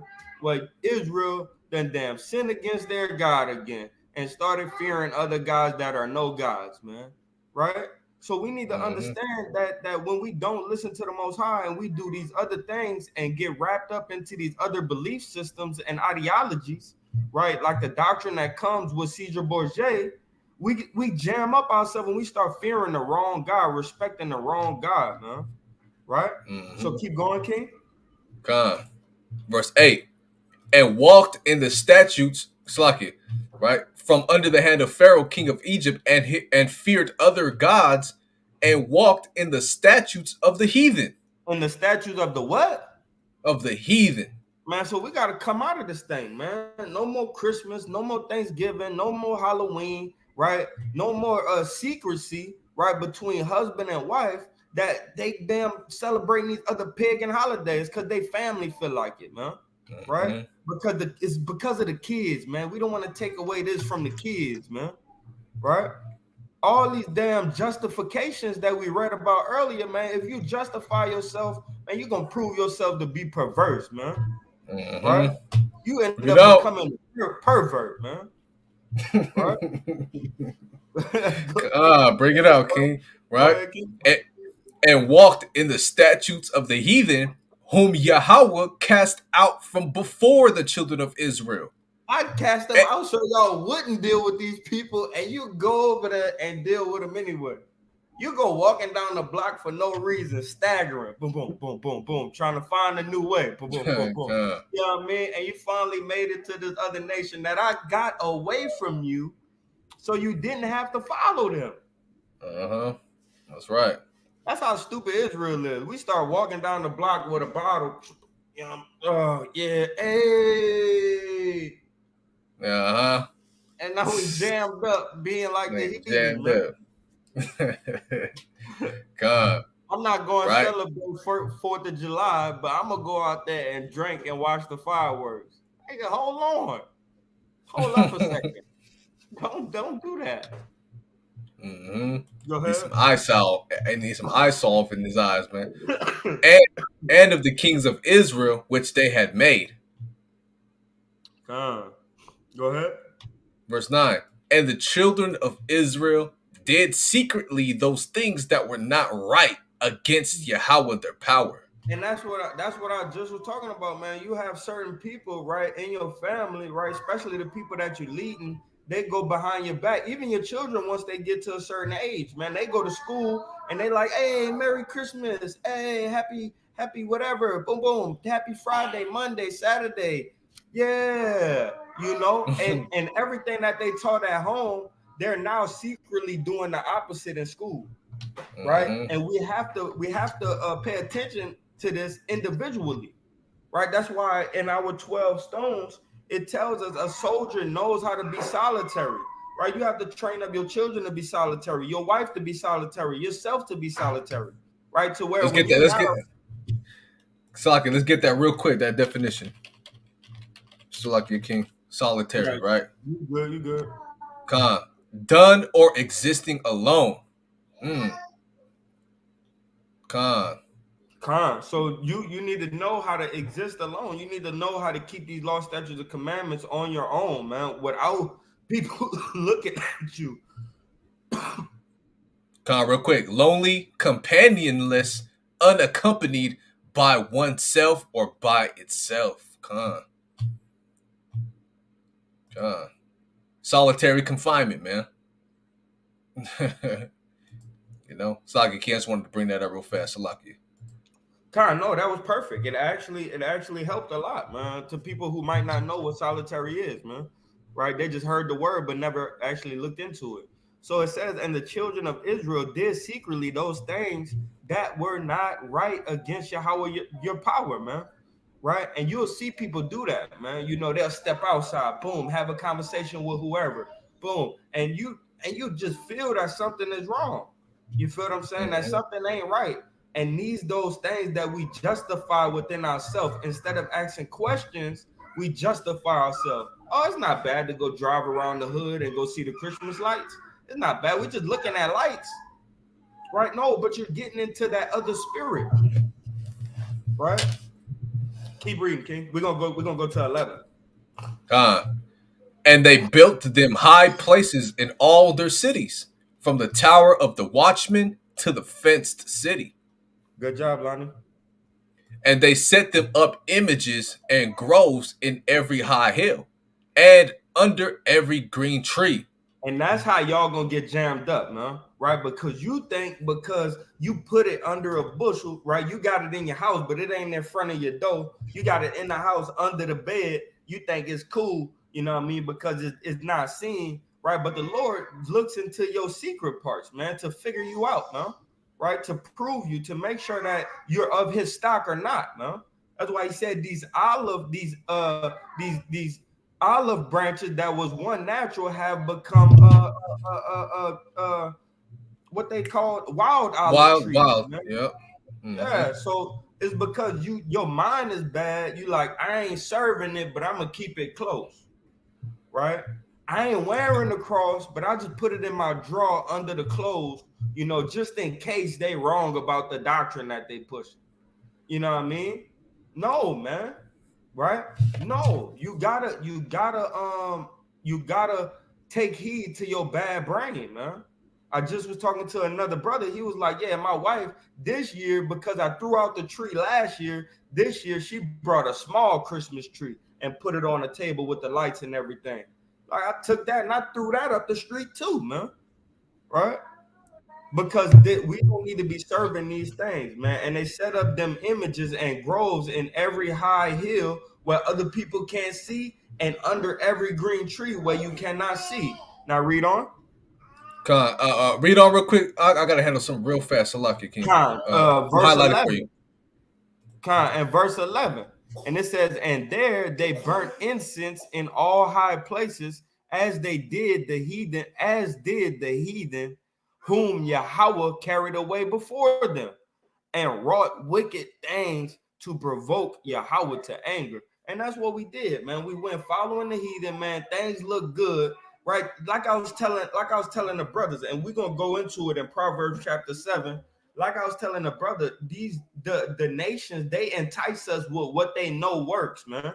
They know that Jake love homosexuality, and when we do it the best, man. They know that Jake love naked women, man, or half naked women, because in Egypt we was half naked, man, right? And we love that thing, man. That's why we was trying to go back to the Egyptians, because of the food and because of the way our women was dressed, man. They know that they found out certain things, and they did history on us, talking about the conquistador, the so-called Edomites, so-called white people. They did research on us to figure out what shoots up our endorphins, and the this other, it start with a D, right? This other word, a chemical that's in our brain, man, dopamine, right? The dopamine. You feel what I'm saying? They made sure that they got everything that we fell in love with throughout the years, man. Like half naked discus. Right now you got frisbee, where you have naked, or when you're on the beach, and then you have volleyball, man, where you have naked, man, playing with a damn ball or a frisbee, man. Right? So they studied us to know what our eyes and our ears inclined to, what sins that they could jam us up on. That's why now every one of our women, what, half naked, shaking their rump. Why? Because we've been on that type of time, man. Right? We like that type of time, man. So now we got to clean up our ways so the Lord could stop being angry with us, and he could hear us and see us again, right? And he can have a perpetual love. His heart can be open to us perpetually, right? Just like our sacrifices, man. Our prayers can now be incense and not throw up to the Most High, man, right? Because we changed our ways, man. We got out of our wicked ways, man. Not saying you won't fall down and get back up again, but you repent, and you constantly repent to clean up your ways, man. And the Lord, he does the rest for us, man. Right? Perfection is about being complete. It's not about being perfect, right? You're gonna offend people, man. You might not sin against people, but your words might hurt their feelings, man. That's you not being Mhm. perfect, man. You might forget to take out the trash. That's you not being perfect according to the world standards, man. You might already have tattoos, but you ain't getting no more. That makes you imperfect at the world standards. But the Lord has said, "Oh, already those tattoos, they wiped off. I don't even see those." Right? You might see them. Your naked eye might see them, but I don't even see those no more. You know? Mhm. And that's going into a lot of forsaking, man. You know, doing all of these things, serving idols. Yahweh said, "Don't do." We forsaken the Lord, man. We got to stop doing that, Israel. Right? We got to return back to the Most High in these last days, or like Cap Gapawar said, man, you're gonna be missile food, man. Right? You're gonna Man, be fuel for that missile, man. Missiles at man, that, man. Russia got 7,000 hypersonic nuclear missiles, man. That's gonna wipe America off the face of the earth, according to prophecy, man. talk Right? And about why do we tell our people this? Let me get that real quick. In 2 Corinthians 5, real fast, man. it. Huh? You want some more tissue? Con. 2 Corinthians 5 and 11. Knowing therefore the terror of the Lord. we persuade men, right? So this is why we talk. Oh, why you guys fear mongering? Why we? Hey man, ain't no fear mongering, man. We distilling that fear into you, so that way you will stop forsaking the Most High and come back and return it to Him and stop playing games in these last days, man. Totally. Right? And we know the terror of the Most High. We know what's getting ready to happen according to these prophecies, man. Right? And with that understanding, we persuade men. Persuade men to do what, man? Turn around, man. Turn their feet from their wicked goings and start turning into the path of righteousness and to the bosom of the Most High, man. Right? But we are made manifest unto Yahweh, and I trust also are made manifest in your consciousness, right? See, these understandings, these prophecies, what the Most High is getting ready to do, whether it be good or whether it be evil, these things that He's always been doing to us with the understanding of the judgments and the testimonies, right? It's manifesting, it's being made known in our minds, man. And we tell you guys what's getting ready to happen so that you will stop forsaking the Lord and return to the Most High so that way it could be manifest in your consciousness as well, man. That's right. Right? See that? And I got a precept real quick. Let's get that in Psalms 89, right? Say hey, Uncle So, Khalil. how you doing? How you doing? Beautiful children of Israel right there, man. The young ones, man. Train them in the way they shall go, man. Right? And that's how the Most High sees us, man, as young children, man. Right? Psalms 89 and 20. It says, I have found David my servant, with my holy oil have I anointed him. Right? With whom my hand shall be established, my arm also shall strengthen him. Right? The enemy shall not exact upon him, nor the son of wickedness afflict him. Right? Is that what I wanted? Come on, 1 second. Let me go back up a little bit. That's not what I wanted.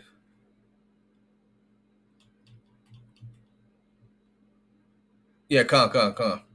Verse 89 and 23. And I will beat down his foes before his face and plague them that hate him. But my faithfulness and my mercy shall be with him, and in my name shall his horn be exalted. Right? So this is what happens when we return to the Most High, man. Right? When we return to the Most High, all of these good things, this is the good, a part of the good, man. A lot of gospel in this book, man.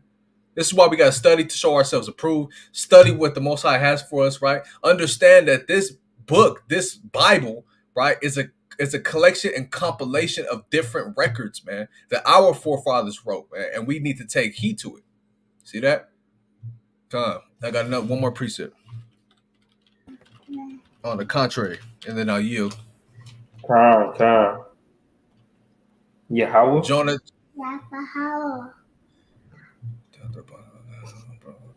That's Yahweh. Oh, this fire, this fire. Jonah chapter 2 and verse 5, right? The waters compassed me about, even to the soul. The depth closed me round about. The weeds were wrapped about my head, right? So we find ourselves constantly drowning in the ways of this world, man. Right? We over here trying to swim to the path and swim to the shore of righteousness, but you got damn seaweeds gripping you by your ankles, trying to pull you down, right? Waves crashing to and fro, trying to keep you sunk under the waters, man, right? Even to the soul, right? So these waters is going to these nations, right? These doctrines, these beliefs, keeping us hindered from walking in the path of the Most High and keeping us on the path of forsaking Him, man, right? The waters compassed me about, even to the soul. The depth closed round about. The weeds were wrapped about my head. I went down to the bottoms of the mountains. Right. So we're the mountains is what? The governments, man. Right. These nations. We're in the bottom of these nations. We're at the bottom of the totem pole. The earth with her bars was about me forever. And we find ourselves constantly locked into corruption, constantly locked into wicked thoughts, man. Right? On that jail gate trying to let me out with our hands and we trying to reach, you know what I'm saying? Hopefully the guard would drop the key. We're tired of being locked up in this prison, man, in the prison of our minds that these nations keep us in, man. Right? The earth with her bars was about me forever. Yet hast thou brought up my life from corruption, O Yahweh, my power. Right? And a lot of our people, we go through that, man. We go through being sunk down into the ocean, man. Constantly drowning in the wickedness of our minds. Right? But the Most High God has brought a lot of our brothers up from that life of corruption, man, going through that. Now we was once corrupted. We was once simple minded. But now that we seek the Most High God, we're not corrupted as much as we were before, man. We might fall short here and there, but our goal is to come with the uncorruptible crown and finish that race. Right? Verse 7. When my soul fainted within me, I remembered Yahweh, and my prayer came in unto thee into thine holy temple. Right? They that observe lying vanities forsake their own mercy. See that? So if you observe lying vanities, what's vanities, man? Things that are meaningless, things that hold no value, right? The ways of this world, Christmas, all this paganism, all of these heathen customs, right? You're observing these lying vanities, and if you do so, you're forsaking the Most High, which ultimately means what? You're forsaking your own mercy at the end of the day. See that? Like, you. Do me a favor, man. Since we're on the topic of the world and we need to come up out of her, right? Let's see I got you. I got you, King. how she entices her, how she entices us, right? And yeah, you can grab that first for sure. Go ahead, King. Con. Revelation 18 and 3. For all nations have drunk of the wine of the wrath of her fornication, and the kings of the earth have committed fornication with her, and the merchants of the earth are waxed rich through the abundance of her delicacies. Con. So like it's going into, man, the whole earth is drunken of her wine. The whole earth has laid in bed with her, right? But let's see how she entices us, man. How she entices the other nations, man. Right? Because she's just like that. We're gonna get into it. I ain't gonna say too much right now. Let's get into it. Proverbs chapter 7 and verse number 9. Let's see how America gets people to get in bed with her. Right? Con. Con. Go Proverbs ahead. chapter 7. Let's start at 8. King Baba Kasha. Proverbs 7 and 8. Passing through the street near her corner, and he went the way to her house. Yeah, read go up right quick since you want to start early. Read verse let's see It's 5. nah 6. Con 6, 6. Uh-huh. Con, verse 6. For at the window of my house I looked through my casement. Let's get that. Con I don't know what that is. so at the window of her house, right? America, they look at us, they know we the Israelites, so they look Mm, at us and say, okay, I know how to get them. This is what I was just explaining earlier while you was on break or whatever. What America does is they study the Israelites and they know what we fall victim to. So out of the mhm, window, she looked through her casement, right? A casement mean like a screen door, right? Or a window. She's mhm, looking through like, ooh, I see him. He right there, right? She right there, right? Talking mhm. about Israel. Go ahead. Con. For at the window of my house I looked through my casement and beheld among the simple ones. Among the simple ones, the ones that don't know who they are, what they here for, what's the purpose of them even being alive, what's their purpose, what's the duty of man, right? The people that don't know no better, I'm looking at them and I'm about to get one of those. I'm gonna get one of those, right? Go ahead. Con. I discerned among the youths. Because A that's y- how they get us. That's how they get us from our youth. From the babies is who they indoctrinate. The babies is who they turn from following the Most High, and they grow up mhm, being Christians, being Islam, going into being atheists, right? Because the nations teach us wrong doctrines, man. Oh, ain't no such thing as slavery. Y'all just made a deal with us, and we ended up owning y'all for 400 years. That's all it was. It wasn't slavery. No, we didn't capture anybody. We didn't send right. anybody on slave ships, right? They changed all the history to now indoctrinate you with their damn ideology, man, and belief. And this strong delusion that they put on our people that we gotta now break down in 2023, man. right? I discern among the simple ones. I discern among the youths, man, among the young folk, right? Go ahead. Mhm. A young man void of understanding. Because he thinking with his rod, right? He thinking in impulse. He trying to see what the next thing to get into. When we was 16, what we was doing? Trying to find the next kickback that was going down. What the next house Hmm. party that's popping, right? Because we know that we 16, we about to get drunk. They about to be weed. They gonna be pistols, enemies, right? We in there turning up, man. It's a whole turn up. You feel what I'm saying? Boom, boom, boom. And our thing, right? We got high testosterone, man. We trying to pluck anything that's coming. So we got to keep in mind that this is twofold, man. The people that have itching ears wanting to hear things that they want to hear, man. That's what this woman is looking for. That's what America is looking for. Who can I persuade with these boobies to get them in my house, man? Right? Hmm. And if y'all got kids, man, y'all might want to get them away for this portion of the lesson, man. Right? Go ahead. God, God. Verse 7 again. And beheld among the simple ones, I discerned among the youths a young man void of understanding, passing through the street near her corner, and he Uh-huh. went the way to her house. So he was walking up the block. He kind of going towards her house. He don't even know where he walking, but she looking at him like, "Ooh, I'm coming downstairs on him." She got her perfume going. Boom. She done made ready Hmm. to bed. Watch the hey. So check it out. Watch, listen to it, man, because this is a big thing that happens to our children. That happens to our people, man.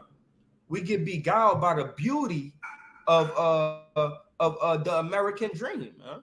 Right? Go ahead. God. Verse 9. In the twilight, in the evening, in the black and dark night. So now the sun going down, boom, where it's twilight. This is where all the mischief come in at. They say if you want to stay out of trouble, don't go outside after 8 o'clock. If you want to stay Hmm. out of trouble, right? So we know that it's now trouble. The sun going down. It's a bliss, right? We know that the Roman custom is to romanticize something through the twilight, through the going down of the sun, right? Because now you can't be seen. You halfway, you ugly, but at nighttime you kind of look pretty, right? Hmm. So now they could deceive you in this dark night, right? Go ahead. Verse 10. And behold, there met him a woman with the attire of an harlot. And the harlot's attire, man, they got the little raise ups. You feel what I'm saying? But back in this day, the harlot attire, they didn't have no shirt at all. It was nipples out. It was boobies out. They had a covering that covered the outside of them. Their stomach was showing. They had all these different golds and necklaces and the glitter. Right? When we go look up the ancient attire of a harlot, their boobies is out, right? They know that they're gonna entice you with their female parts, man. So this world, America, know that they're gonna entice us with the ways that we've been enticed once before in our lifetime, right? Right here, this one. Bring it out, right? God. Yep. So blow it Just that up, blow it a simple little bit. robe. Yeah, whatever ones you can find, because this is exactly how it was, man. Boom. It's That's just all. boobies out, man. Right? This is how they get you, right? This one right here too. Yep. That's how they get you. The one in front of the mirror, that's another one. Boom. This is how they get you, man. Nipples and boobies out, man. Right? To entice a man to wanna do the thing, man. You know what I mean? And that this is us today, man. Same thing, just a different age. Hmm. Man, wickedness. Right? Going back, going back. So it came with a tire of a harlot, man. Open chest, real got the little, the little dancing beads they put around their belly, like the East Indians, they got the little charmers on, boom, boom, boom, boom, boom. The little glitter perfume, right? Go ahead. God. Uh-huh.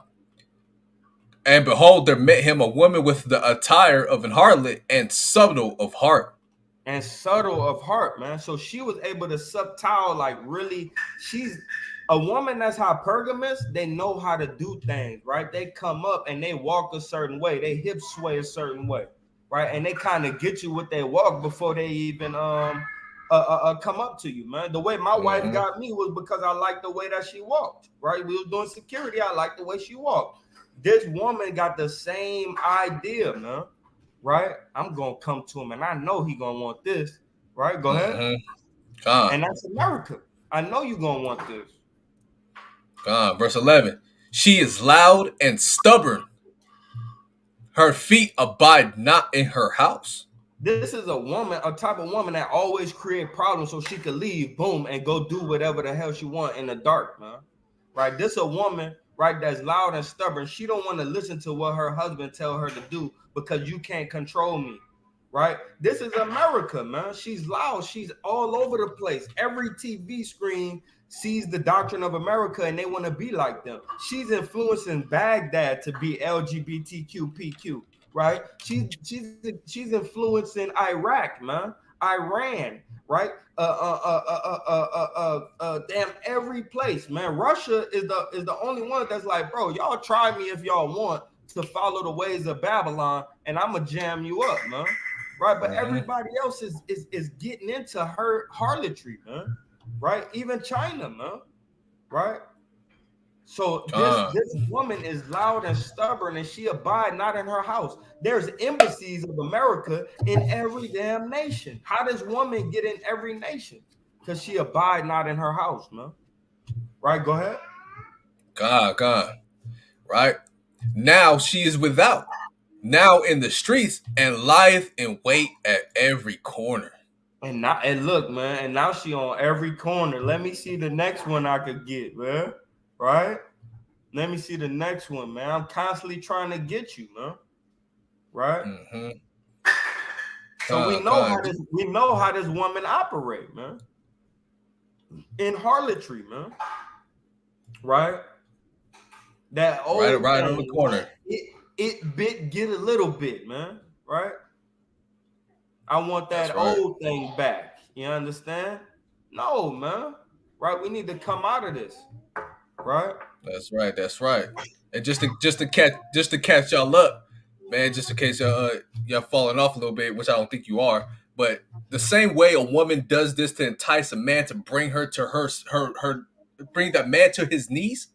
The same way these women go out into the corners to subject us to their ways with their perfumes and they smell goods and make a man get on his knees and submit to these women that we see on the streets is the same exact way America gives us these doctrines, these ways of living, these worldly desires to make us forsake the Most Okay, High brother. and get us on our knees, man, in that same fashion. So we're marrying the two in the physical and in the spiritual sense, right? Just to catch y'all up. All praises. Uh-huh. Verse 13. So she caught him and kissed him, and with an impudent face said unto him, Kind. I Hey, have. look up that word. Look up that word imprudent, right? Because uh, it says something, but we know what type of face this is talking about, right? We know what type of face this strong, is talking about. make firm, strengthen, harden, Mm-hmm. Mm-hmm. a, a strong face, Uh-huh. So watch this. stout. So a woman's strong, you can yield on that, you could go back. So a Uh, woman's strong face is her femininity, right? The batting of the eyes, right? The puckering of the lips, right? The swaying of the head movements, right? This is how a woman gets you, man. Is by her strength is in femininity. Our strength is in masculinity, man. Having a strong face, man. Right? Even when we smiling, we still have a strong face, man. Right? So we get women on the strength of our like eyes slanted, you know what I mean? mm-hmm, Our eyebrows raised a little bit, right? The squiggly lines on our forehead, right? The beard, right? The licking of the lips. We get the thing going through these different things, right? As well as a woman, her strength is in her batting of the eyes, her flattering of the lips, right? God. Quick precept on that. Sirach chapter 26 and 9. The whoredom of a woman may be known in her haughty looks and eyelids. Uh-huh. If Right. thy daughter be shameless, keep her in straight. Lest So she if your abuse daughter, her. if your daughter start going on those street corners, right? Keep her away straight, man. Keep her ass Con, in the let house. lest she abuse herself through overmuch liberty. And that's how you get young girls, right? When we was young girls getting ran a train on, man. Right, like I said, if you got your kids around, man, you should have been put them away, right, somewhere, because we're gonna talk that talk, man. Right? That's how you Con, a get few more. these young girls, 13, 14, 15, getting trains ran on them, man. Hmm. Because they don't keep them Man. in the house straightly. Con. Verse 11. Watch over an impudent eye. Mm. And marvel not if she trespass against thee. That word imprudent again, right? We know that this is a strong face, but her face, her strength is in her femininity, man. Her eyelids, Hmm.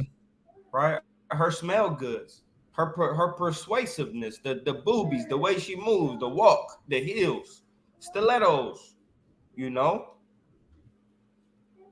Con.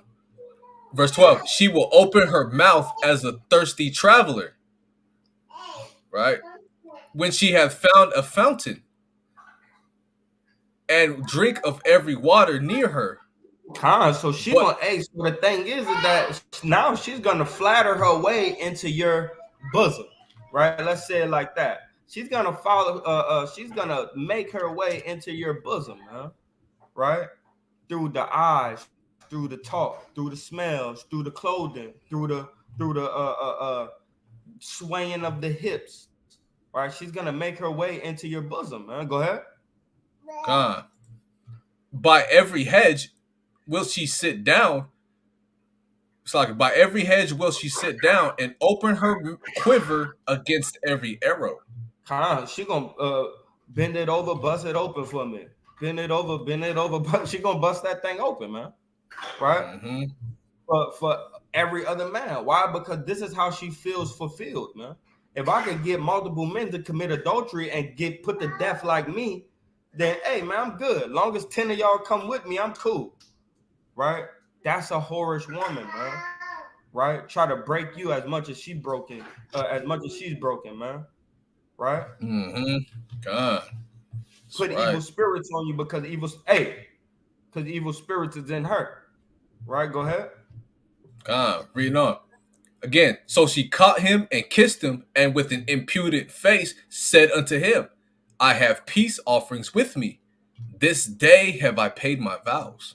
Hey man, so and this is America, man. Her peace offerings is her folly days, man.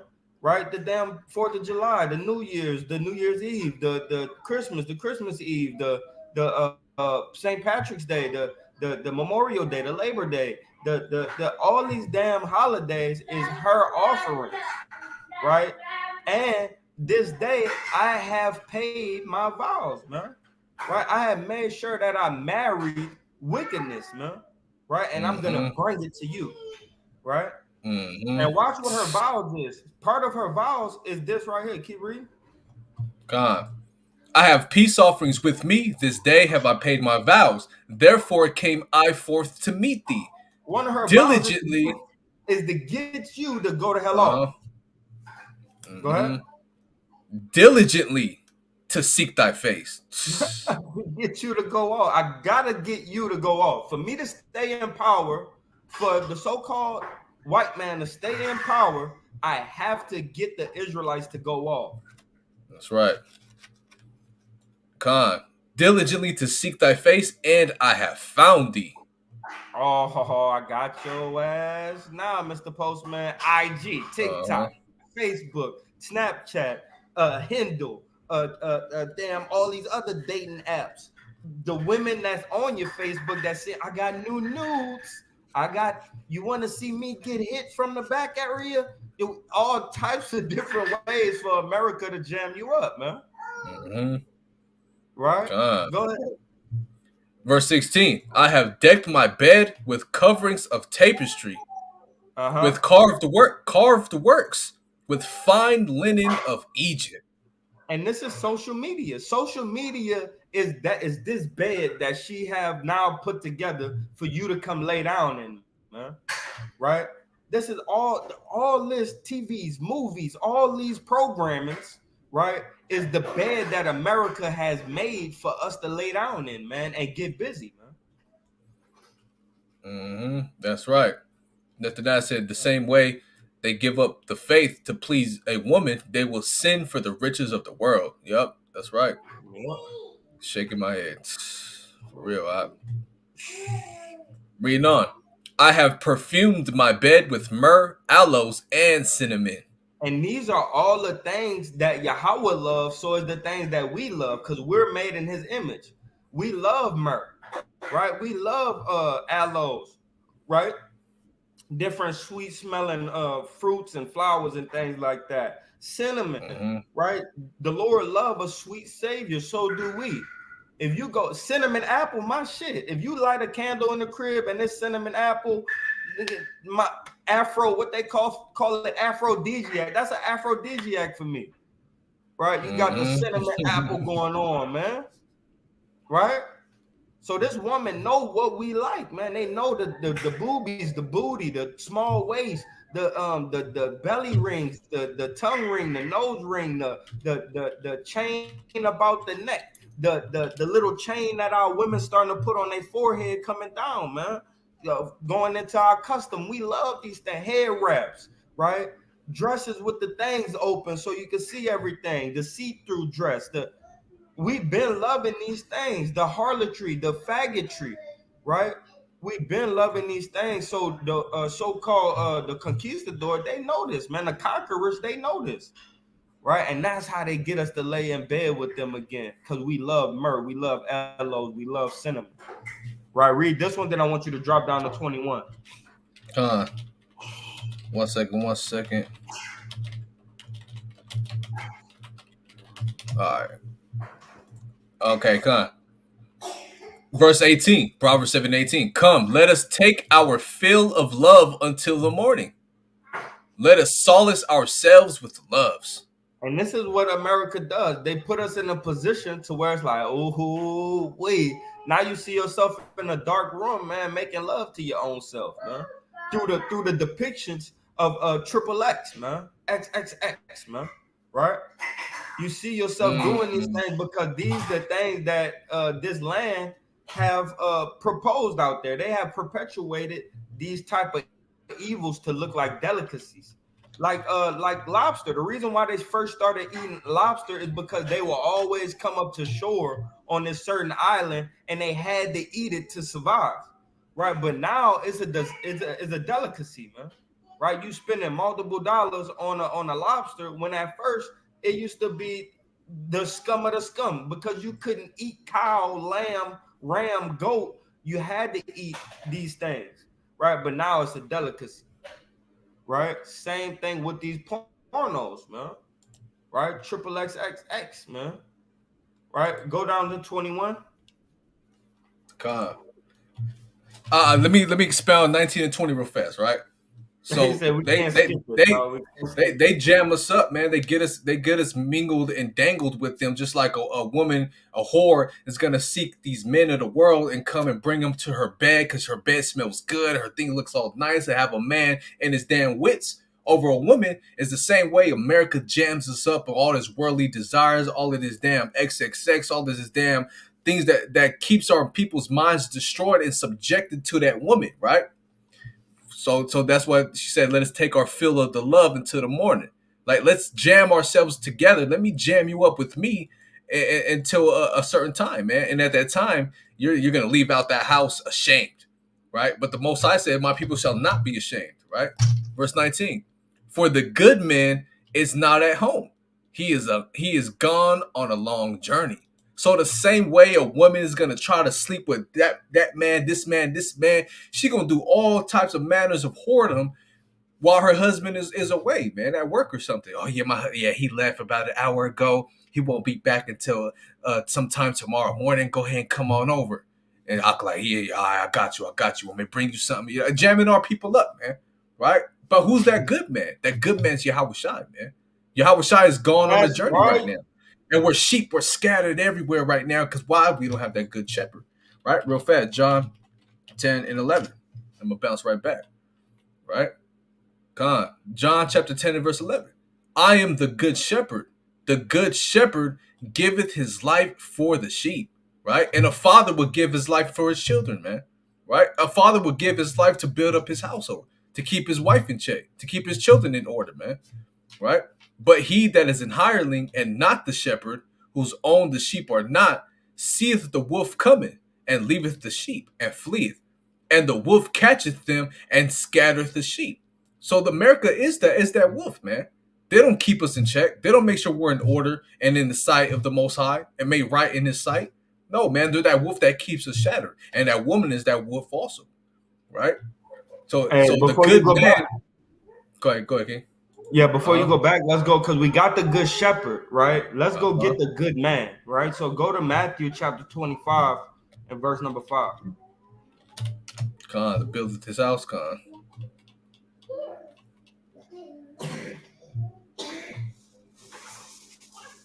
Matthew 25 and 25. No, and 5. Okay, it's lucky. Matthew chapter 25 and verse 5. While the bridegroom tarried, they all slumbered and slept. Read Keep on. going. Yeah. Khan. And at midnight there was a cry made, behold, the bridegroom cometh, go ye out to meet him. Mm-hmm. Then all those virgins arose and trimmed their lamps. Go ahead. And the foolish said unto the wise, give us your oil, for our lamps are gone out. And that foolish is that man, that simple man that get enticed by the ways of this world, right? That's that man, right? Keep going. Khan. But the wise answered, saying, not so, lest there be not enough for us and you. But go ye rather to them that sell, and buy for yourselves. So go get the understanding and the wisdom, right? And obtain that and keep that for yourselves until the bridegroom come, right? Because this good man, he have left for a season. He left for a time, but he's coming back. So keep yourself together, keep up the house, train the children. So when this bridegroom come back or this husband come back, the house is in order. But no, then you have the wife, right, that go out and start sleeping with other men. Right? Go Mhm. ahead.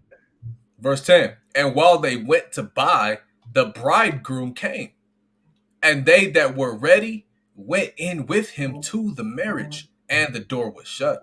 And the door was shut, man. So that eventually this husband is coming back home, right? Mm-hmm. But instead of that woman keeping in her house, abiding in her house, and doing what she need to do to build up her domain, her kingdom, that under her husband, right? She out here sleeping with every Tom, Dick, and Harry, man, right? Mm-hmm. Enticing them to come on in, right? But we know that's talking about Edom and we Israel. So on the flip side, we have a good wife, man, that stay at home, that cook, that sew clothes, that take care of the vineyard, right? Like Proverbs 31, right? That maintain their house, man, right? And that's supposed to be the good. That's the Israelites that don't get enticed by this woman named America, man, right? Con, And I yield on that, King. con. That's right. That's right. So going back real quick, right? That good shepherd, that good man, is not at home at this moment, man. Yahweh Shai ain't came back yet, right? So we're scattered everywhere for all these nations to do whatever they want with us, man. And they're taking advantage of that opportunity to keep us in subjection, man. Keep us in sin so that way they can try to rule forever, man. But they don't have the understanding either. But that they have a short time coming, right? He's gone on a long journey. He hath taken a bag of money with him and will come home at the day appointed. Right? So Yahweh Shai is coming. The time is near, right? The prophecies are about to come to pass. So let's do whatever we can to keep these people in subjection, right? Let's start dishing them out on work labor harder and harder, right? Let's start polluting their minds with all this worldly vanities and worldly gain, right? Let's keep doing things to hinder them from reaching the kingdom or building their own kingdom, like Sambalat and the rest of and the man from Gershom and the Arabian man tried to hinder us from building the temple. Right? Let's do whatever matters of wickedness we can do to the children of Israel, because until that day appointed, man. Right? So that they don't all make it. That's wickedness, man. Right? Hold on, my mouse died. I think. 1 second, King. And that's exactly what's going on. And that's this woman, man. She's enticing us, man. The simple ones, the young ones in their youth, right? So that way we're not able to keep the oil burning so we could get to that marriage with the bridegroom that's coming back to save us, man. They don't want this Mm-hmm. kingdom to come. They don't want the bridegroom to save us because then they got to go into slavery. Like the brother read at the beginning, the curses shall go upon the heathen, man. They don't want That's those right. curses that we're under. They look at us as being destroyed, and they don't want that to happen to their people, right? That's why you got a lot of white people. They say, "Oh, nigga friend, hell no," right? Mm-hmm. And you can't chill with him like that, right? Y'all could talk at Yes. school or whatever, but you know you can't go sleep by Terrell House. No, you're not doing that. Mm-hmm. Con. And another thing too, this woman, right, is Babylon, right? Babylon. But guess what? Babylon is what hindered Daniel, right? The three holy children. Ancient Babylon is that nation that hindered our people, right, from coming back to their God. We started worshiping their gods, right? Belling the dragon, so on and so forth, adopting these heathen ways that our forefathers did in ancient Babylon. But guess what, man? That Babylon had a daughter, right? Man, That Babylon had a daughter. And now the young, our generation, are mingling and dangling and sleeping in the same bed and fornicating and making covenants and marriages, sleeping with that daughter of Babylon. And who's that daughter of Babylon today? Watch this, right? America, the daughter of Babylon, deals with the prophetic future of the United States of America. The Bible reveals that there will be a second nation of Babylon, which is described in detail throughout the scripture and can be identified as America. See that? So America is that second daughter of Babylon, man. That's hindering us from coming back to the Most High, right? So we need to do what Daniel did and what the three holy children did, and so on and so forth, and amongst other of our brethren in that time. They didn't subject themselves to that Babylon, right? And let me get one more precept. I'm jumping right back just to give them an example of the mental fortitude you need to have on not forsaking the Most High in these last days, no matter what this nation tries to give you, man. Right? Daniel chapter 1 and verse number 18 that's what's beautiful about this Proverbs chapter or 8. too, man. It brings out so much, bro. Con. Like That's real. perfect. Share the screen. Right? So Daniel chapter 1 and 8. This is a good example of not subjecting yourself to the ways of this world and having that mental fortitude to stay away from whatever America's trying to throw at you, man, to hinder you from reaching that kingdom, man. Right? Daniel chapter 1 and verse 8. Right? Because Daniel was in ancient Babylon. They were in captivity, just like we're in captivity right now. But look what Daniel did, right? But Daniel purposed in his heart that he would not defile himself with the portion of the king's meat, right? And that meat can go into a lot of things. The actual meat, oh, I'm not eating that pork, or that can also go into doctrines, heathen customs, worship of their gods and idols. Daniel purposed in his mind that I ain't gonna defile myself with anything you have to offer me, right? Nor with the wine which he drank. Therefore he requested of the prince of the eunuchs that he might not defile himself, right? Now Yahweh had brought Daniel into favor and tender love with the prince of the eunuchs, right? But that's all. That's what I wanted, right? So the point is, Daniel had a resolve, man. He was like, look, I'm going to do whatever I can in this captivity, no matter what this nation tries to throw at me. I'm not going to defile myself with anything that this damn America has to offer, man. This damn Babylon has to offer. And that's the mental fortitude and strength that we need to have in these last days dealing with America, man. Right? And I yield on that. Right? 21. Proverbs 21, right? With her much fair speech, she caused him to yield. With the flattering of her lips, she forced him. Man, right? So fair speech is So what? with the Calmly. Go ahead, King. Go ahead, King. I thought you was on mute. go ahead. I could expound if Go you want ahead. me to. Yeah, go Yeah, ahead. so much fair speech is calmly beautified speech, right? Words that sound good. Words that sound pleasing to your ears. Hey man, she told me I got a nice beard, man. You know, she like my muscles I got. Hey man, I'm gonna have to go meet up with her, man. No, man. Right? She has an agenda That's why I said she's diligently seeking who she can take in, man, to her bed, right? She caused him to yield. Yield means what? To slow up your walk, man, right? To slow down. You're on a straight path, mental fortitude on straight. Yeah, man, I'm keeping these commandments. I'm doing what I got to do. You know what I'm saying? Right? But the ways of this world kind of, oh man, but that Christmas party does sound. I was keeping the commandments, but that Christmas party kind of sounds nice to go to, man. Hey, but the kids they love dressing in costumes for Halloween. Hey man, it's for the kids. It's causing us to slow down, man. Right? With the flattering of her lips, she forced him. All that talking, hey, you look real nice, you know what I'm saying? Hey, I'll do this for you if you come to my house. If you submit yourself to me, you know what I'm saying? Come to my bed with these perfumes and smells, man. Hey, it gets a lot of our people's minds forced into going into the house, man. Now you walking out ashamed. Now in that day you're gonna walk out the house like, damn, man. How many brothers do the walk of shame after they come with sleeping with a whore, man? Right? It's a shame, man. Seen that in movies and TV shows, man. Right? Verse 22. It's Salakia.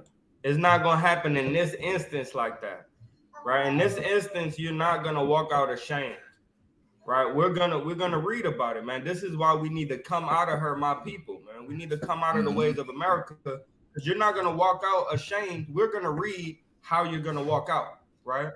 Because we go in there happy. Nigga said, what? This bitch said, what? You hit that data in that mug. You know what I mean? You going in there thing. You feel what I'm saying? But watch this. Watch this. Right? Go ahead. Gone. Verse 22. He Oh, goeth my bad. after. Before you do that, her much fair speech is you could be or do whatever you want to do. You could be LGBTQ, right? You could be a horse if you want to. You could be a donkey. You could be a doggy. You could be a Oh middle-aged man. man and say that you're a 6-year-old girl. You could be whatever you want to be. Trust in you, and you could be it, right? Disney fairy tale on steroids. You could do it, right? This is her much fair speech, man. That this beautified, whatever, bro. Is the manipulation of this world of Babylon is so damn confusing, right? And that's fair speech is you could be whatever you want to be. All you gotta do is put your mind to it, That's right. right? That's it. That's the flattering of the lips, man. Right? Come here and get the American dream, man. Right? Two men could build a nation, man. Two women could build a nation, man. Don't worry about that. Just adopt, right? It's stupid, man. Right? But that's her much fair speech, man. You could be whatever you could be. You want to be, spirit. Just put your mind to it, right? We could sew on a tail. We could make you start growing hair all over the place, and you could become a doggy, man. Get out of there. Damn dog. That man identifies as a damn wolf, man, or dog. That's just wicked. You saw that guy, huh? They got a gang of them. I identify as a cat, a reptile. These man, this place is Craziness, finished. man. They get scales surgically, put scales on their body, man. Yeah, yeah. So this is America's doctrine, right? Keep going, King. Let me show you what Gone. happens to this man, right? Gone. Verse 22. He goeth after her straight away, as an ox goeth to the slaughter.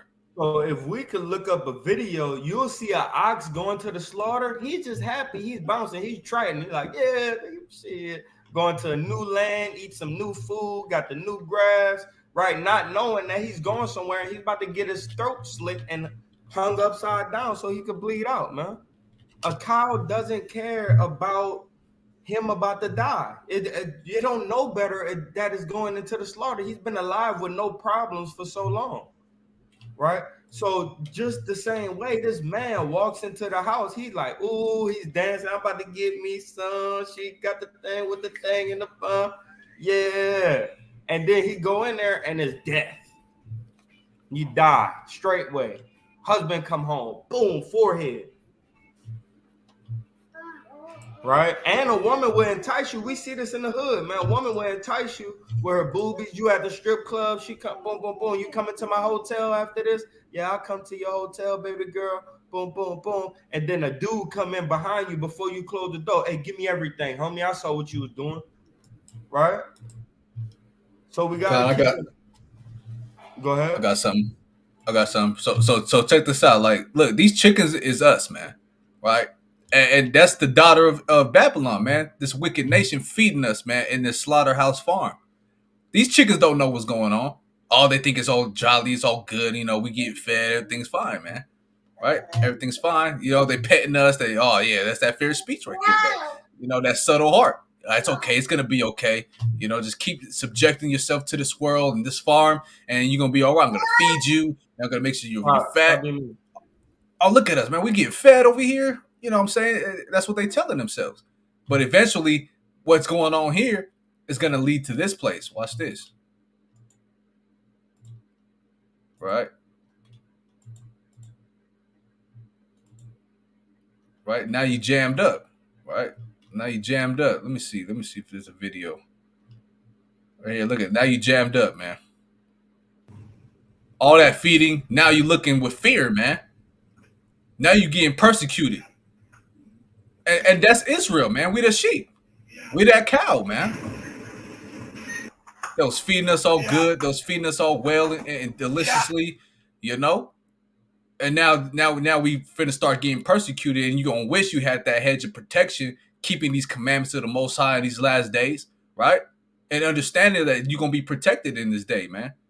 But look, they don't got no protection, man. They The treated head is this cow, Salaki, they treated this cow bad too, because the cow happily going wherever you wanted to go. But look at it, it's limping, man. You know what I mean? con. These people sick, man. It gets deep too, because if you see some of these videos, man, these animals be having that fear in their eyes, man, because they see what's going on. They hear the squealing of their brethren, right? They hear the squealing of their own kind getting tortured in the next room, and they know that they next, man. I've seen some of these pigs and these damn cows and sheep and oxen.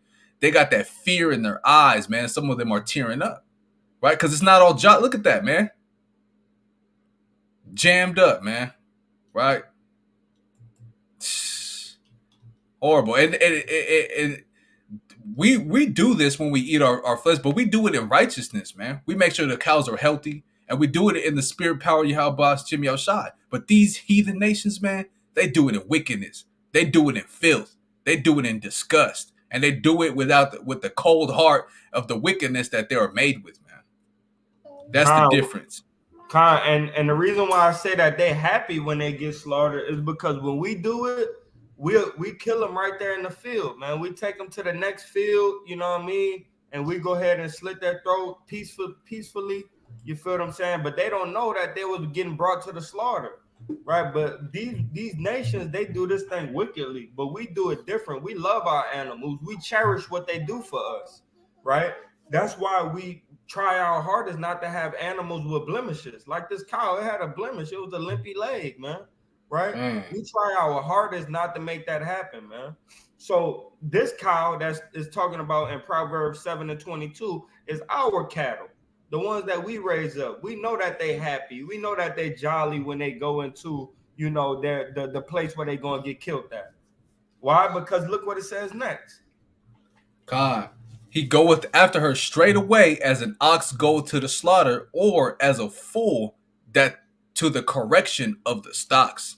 So a fool is a joker, right? A joker that goes to try to appease the king, right? And then when he doesn't appease the king, he's still joking when he get jammed up and thrown in the holding tank till he get fed to the lions or till he get killed, right? So the same way as an ox, right, is happy when it's going to get killed. It don't know that it's going to this other piece of grass so it could die. He's happy to go over there because he think he about to eat some more food. Just like a fool, when he's going into the correction of the stocks where everybody else go to wait their judgment, right? He's still kicking jokes, man, still being funny, man. Right? Mm-hmm. Read the next verse. God, 23. Till a dart strike through his liver, as a bird hasteth to the snare, and knoweth not that it is for his life. Yeah, and no, it's not. And no, it's not until the dart strike through his liver till he get killed, man. Mm-hmm. that it is to take his life. Yeah, we don't know, man, that us being in bed with this woman is meant for us to get our life taken, man. We don't know that. Right? Man, Therefore, this is what the Lord said. Therefore, this. I wanted to stop at 23, but read the last verse because this is the whole point of forsaking. Don't forsake the Lord, but forsake the world, man. God, Right? Go ahead. God, hearken unto me now, therefore, O ye children, and attend to the words of my mouth. And attend to what I told you to do, man. So this don't have to happen to you, man. What I'm explaining to you, what Solomon is explaining, don't let this happen to you. Listen to me, man. Right?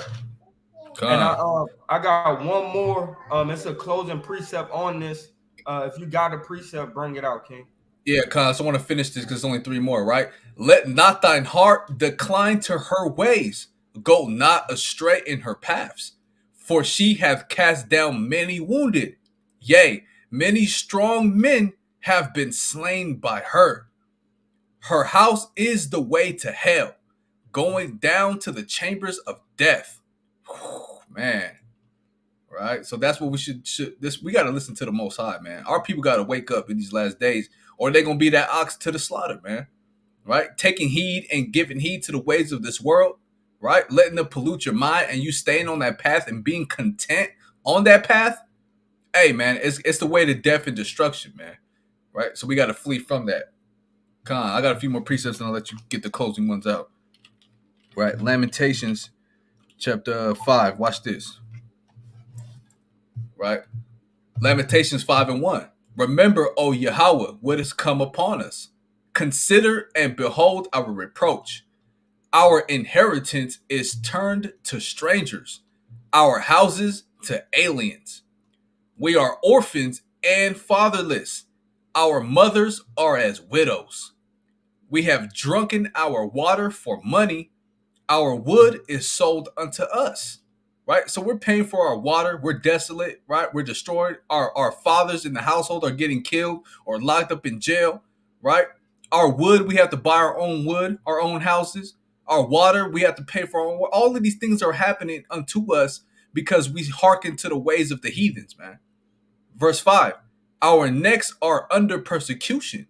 We labor and have no rest. We have given the hand to the Egyptians and to the Assyrians to be satisfied with bread. Our fathers have sinned and are not. Right? So our fathers sinned, man, and they're not here anymore. And we have borne their iniquities. Now we have to pay for their sins, man. Going through all of these things. Servants have ruled over us. There is none that doth deliver us out of their hand. We get our bread with the peril of our lives because of the sword of the wilderness, right? So all of these things are happening to us, man. And I encourage y'all to read Lamentations 5, man. It's fire, right? Because we hearken to the ways of this world. We let them pollute our minds. We lay in bed with the customs of these heathens, right? Just like that woman tries to hinder us and get us in her bed. Our people take heed to that, man. And we're content with that way of living, man. And this is why we're going through all of these things, man. See that? Con. What you got, King? Con, I got one more. Right, Jeremiah chapter 4. All right, we're gonna close out here soon, man. So appreciate y'all bearing with us, right? Jeremiah chapter 4 and verse 1. It says, If thou wilt return, O Israel, saith Yahweh, return unto me, and if thou wilt put away thine abominations out of my sight, then shalt thou not remove. And thou shalt swear Yahweh liveth in truth, in judgment, and in righteousness. And the nations shall bless themselves in him, and in him shall they glory. For thus saith Yahweh to the men of Judah and Jerusalem, break up your fallow ground and sow not among thorns. Right? Meaning we need to start planting seeds of righteousness and refrain from these thorny nations, man. Because a thorn is what? Meant to poke you on your side, meant to hinder you. I dare Strangle you go you. walk, strangle you, right? Go walk through a field of thorns, man, and tell me how it feels, man. Right? Not so good, not so pleasant, right? One more. 4. Circumcise yourselves to Yahweh and take away the We'll sit on the foreskins of sofa, your heart, please. ye men of Judah and inhabitants of Jerusalem, lest my fury come forth like fire and burn that none can quench it because of the evil of your doings. See that? Go ahead, you got it, King. Revelation chapter 7 and verse 2. And we're going to read to 4. This is Revelation 7 and verse 2. And I saw another angel ascending from the east, Mm-hmm. having the seal of the living God. And he Mm-hmm. cried with a loud voice to the 4 angels to whom it was given to hurt the earth and the sea. So he said, hey, look, check it out. Hold on, man. Right? Hold out. Right? Go ahead. Keep reading. God, saying, hurt not the earth, He said, neither the wait, sea. stop. Don't do Mm-hmm, it. Right? So these are the same angels that's still sitting here waiting to destroy these people, man. Right? mm-hmm. Wicked Jake and all these wicked nations, man. They are waiting to start the destruction. And this angel, right, which is more than likely either Michael the Archangel or Yahweh, I believe is Michael the Archangel, saying, stop, wait, the time is not yet. Right? Keep reading. God, the four angels, No, it the said, four and I angels. saw I saw another angel ascending from the east, having the seal of Yahweh. Uh huh. Uh, huh? Con, This read one on. angel, this one angel that's telling 4 angels to wait. Yeah, that's what. Yeah, con. That's what I'm saying. So yeah, so I'm thinking it's Michael, right? But keep going. God, I believe so. Verse 3 saying, hurt not the earth, neither the sea, nor the trees, till we have sealed the servants of our God in their foreheads. And that's why we're telling you, forsake the ways of the world and stop forsaking the Lord, because you need to have this seal upon your foreheads so you can make it out of the coming destruction to America, man. Right? Like the brother was talking earlier, Naquan, man. Not one soul is gonna live on the ground of America, man. All of these people gonna be destroyed, man, and the elect is gonna get beamed up into the chariots, man, or translated into the wilderness on the eastern hemisphere, man. Right? So that way we can become a mighty nation of kingdoms of kings and priests again. Right? Hurt not the earth. Wait, don't hurt the earth, the trees, no nation yet. Don't hurt them yet. Let us seal the sons of God first. Mm-hmm. Con, Keep con. reading. Uh, Con, you want to get into the tribe counts? uh That's it on that. no, no, that's it. Yeah, just 2 and 3. Yep.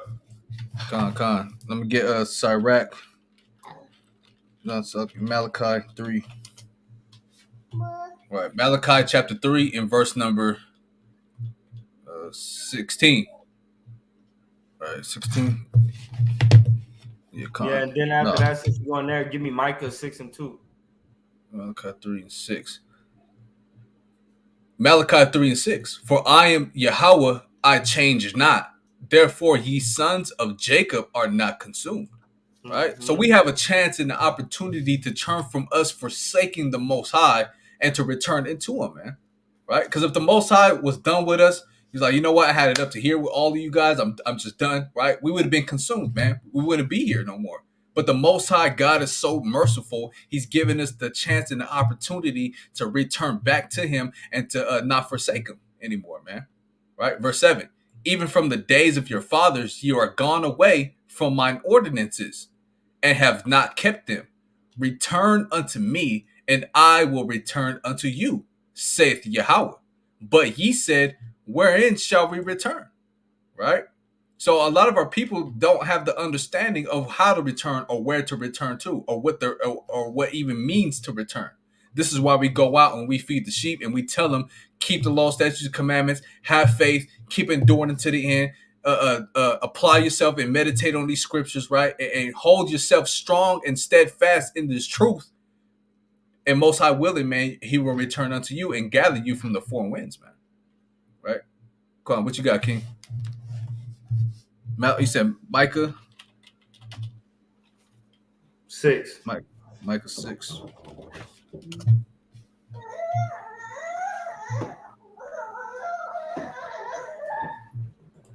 Come on, what verse, King? 2.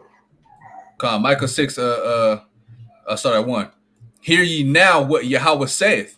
Arise, contend thou before the mountains, and let the hills hear thy voice. Hear So ye. now you gotta preach and teach to the whole nation, but we trying to get the hills to hear our voice. The hills would be equated to Israel. Right? Go ahead. Hear ye, O mountains, Yahweh's controversy, and ye strong foundations of the earth. For Yahweh hath a controversy with his people, and Uh-huh. he will plead with Israel. And he gonna plead with us, man. And the foundations of the earth is talking about Israel, right? Keep reading. God. Verse 3. O my people, what have I done unto thee? So what have I And done to you to make mhm, you forsake me? Right? Go right. ahead. And wherein have I wearied thee? Uh-huh. Testify against me. Hey, show me what I did wrong to you, man. Cause it looked like I done blessed y'all over and above all nations, man. But you Mm-hmm. have not respected the covenant that I made with you, man. Go ahead. For I brought thee up out of the land of Egypt Now he's and going to redeemed. start speaking on the things that he have done to bless us. But we have spit That's in right. his face. Right, read. And redeemed thee out of the house of servants. Uh-huh. And I sent before thee Moses, Aaron, and Miriam. Uh-huh. God, hold Go ahead. on. Slucky. Khan Barakatah. God, the water. Verse 5. O my people, remember now what Balak, king of Moab, consulted, Uh-huh. and what Balaam, the son of Beor, answered him from Shittim unto Gilgal, Uh-huh. that ye may know the righteousness of Yahweh. Meaning I saved y'all out of that too. Right? Of out of serving the God Baal Peor, man. Right? I Mm-hmm. have saved you guys so many times, man. And you are making me look like I'm the evil one, right? When really you're the wicked one, right? Doing things that I've told you not to do, or I will destroy you. I warned you about if you forsake me, I'm gonna forsake you, That's right. right? But because the promises I made to your father, like I said in Malachi chapter 3 and verse 6, you're not consumed. That's why you're not consumed, right? I'm done on Michael King. Con. All right, let me get real quick. And that's it for me. Come, we get a few more. We're gonna close out. Let me get the book of Sirach, chapter 17. Right. Let's get KJV.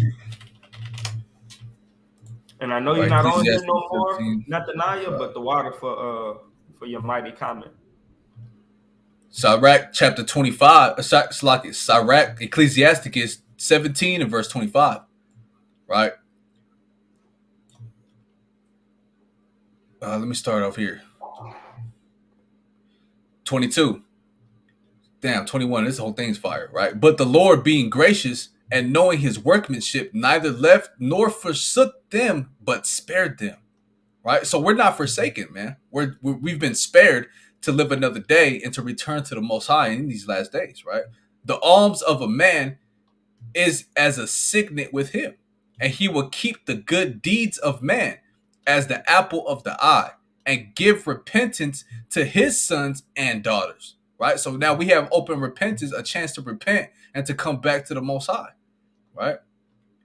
And that's the alms we should be giving. That's the charity and sacrifice we need to make on a daily, sacrificing ourselves as a living sacrifice to keep his commandments, right? Because he opened up repentance unto us, which are his sons and his daughters.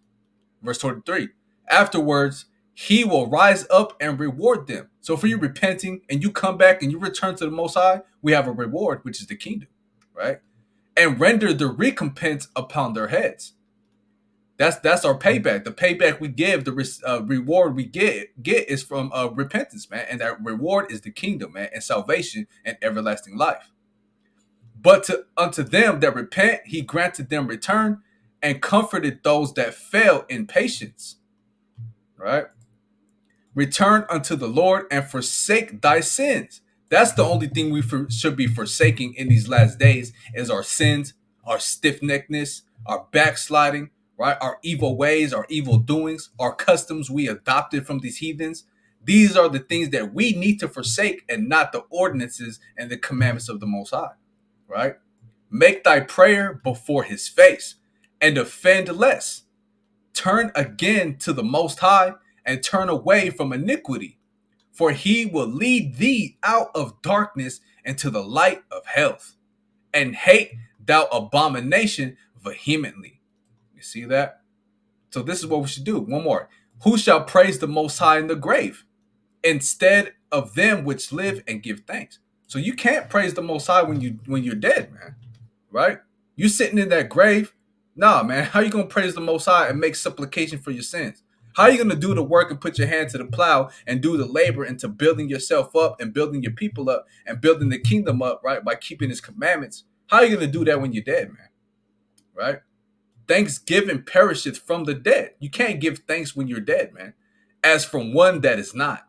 The living and sound in heart shall praise the Lord, man. Right? If you're living and you have a sound and understanding mind, you're going to give praises, honor, and glory to the Most High God, Yahweh Bashem Yahushua. Right? God. And that's pretty much it. Right? We'll yield on that. God. God. All praises, all praises. Close that down.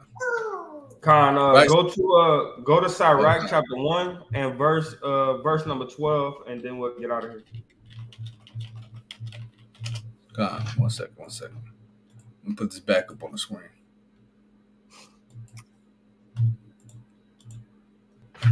God, this is the book of Ecclesiasticus, also known as Sirach, chapter 1 and verse 12. The fear of Yahweh maketh a merry heart, and giveth joy, and gladness, and a long life. Khan. Come on, real quick. Verse 13. Whoso feareth the Lord, it shall go well with him at the last. And he shall find favor in the day of his death. To fear the Lord is the beginning of wisdom, and it was created with the faithful in the womb. She hath built an everlasting foundation with men, and she shall continue with their seed. God. Man. With that, man, Kwam Yashala. God, yeah. So look, man, at the end of the day, forsake this world, right? Don't let this world jam you up in your mind, jam you up to do everything that America wants you to do, because America is destined to be destroyed by thermonuclear fire, flames, and destruction, man. So the Most High has opened up the opportunity for us to repent, acknowledge our offense, right, and seek Him and not forsake Him in these last days. So if you're doing everything that we brought out in these scriptures to not do, this is how you can tell if you're forsaking the Lord, man. And you need to examine yourself and really get your mind in check and to obey and make supplication for your sins in these last days because we're running out of time. Hey, I seen a post earlier, man. It might have been End Time Headlines. It said, "We are no longer in the last hour, man, but we in the last seconds, man. Right? Man. We seconds in this thing, man." You know, and another thing, as another post, man, somebody typed in Feast of Dedication for 2023. It gave us the date. But then that same brother, man, typed in Feast of Dedication for the year 2024, and it said it does not occur, man. Right? It's like they know what's going on. You know, they know what's going on. And that's wild to me, man. So and that's what we got to understand, man. Come back to the Most High. Stop forsaking the Lord, right? Return to the Lord, rather, and you'll be all right, man. And with that, I'm going to say, Kwam Yashala, Shalom, peace and blessing to the viewers out here, man. You 6 viewers, all praises to the Most High, man. You know, big Kwam Yashala to all y'all that kept enduring with us through these times, man. Keep enduring through these times. And Jacob, we got next, man, right? Khan, Shalom. Shalom. Kwam Yashala. Kwame Asala.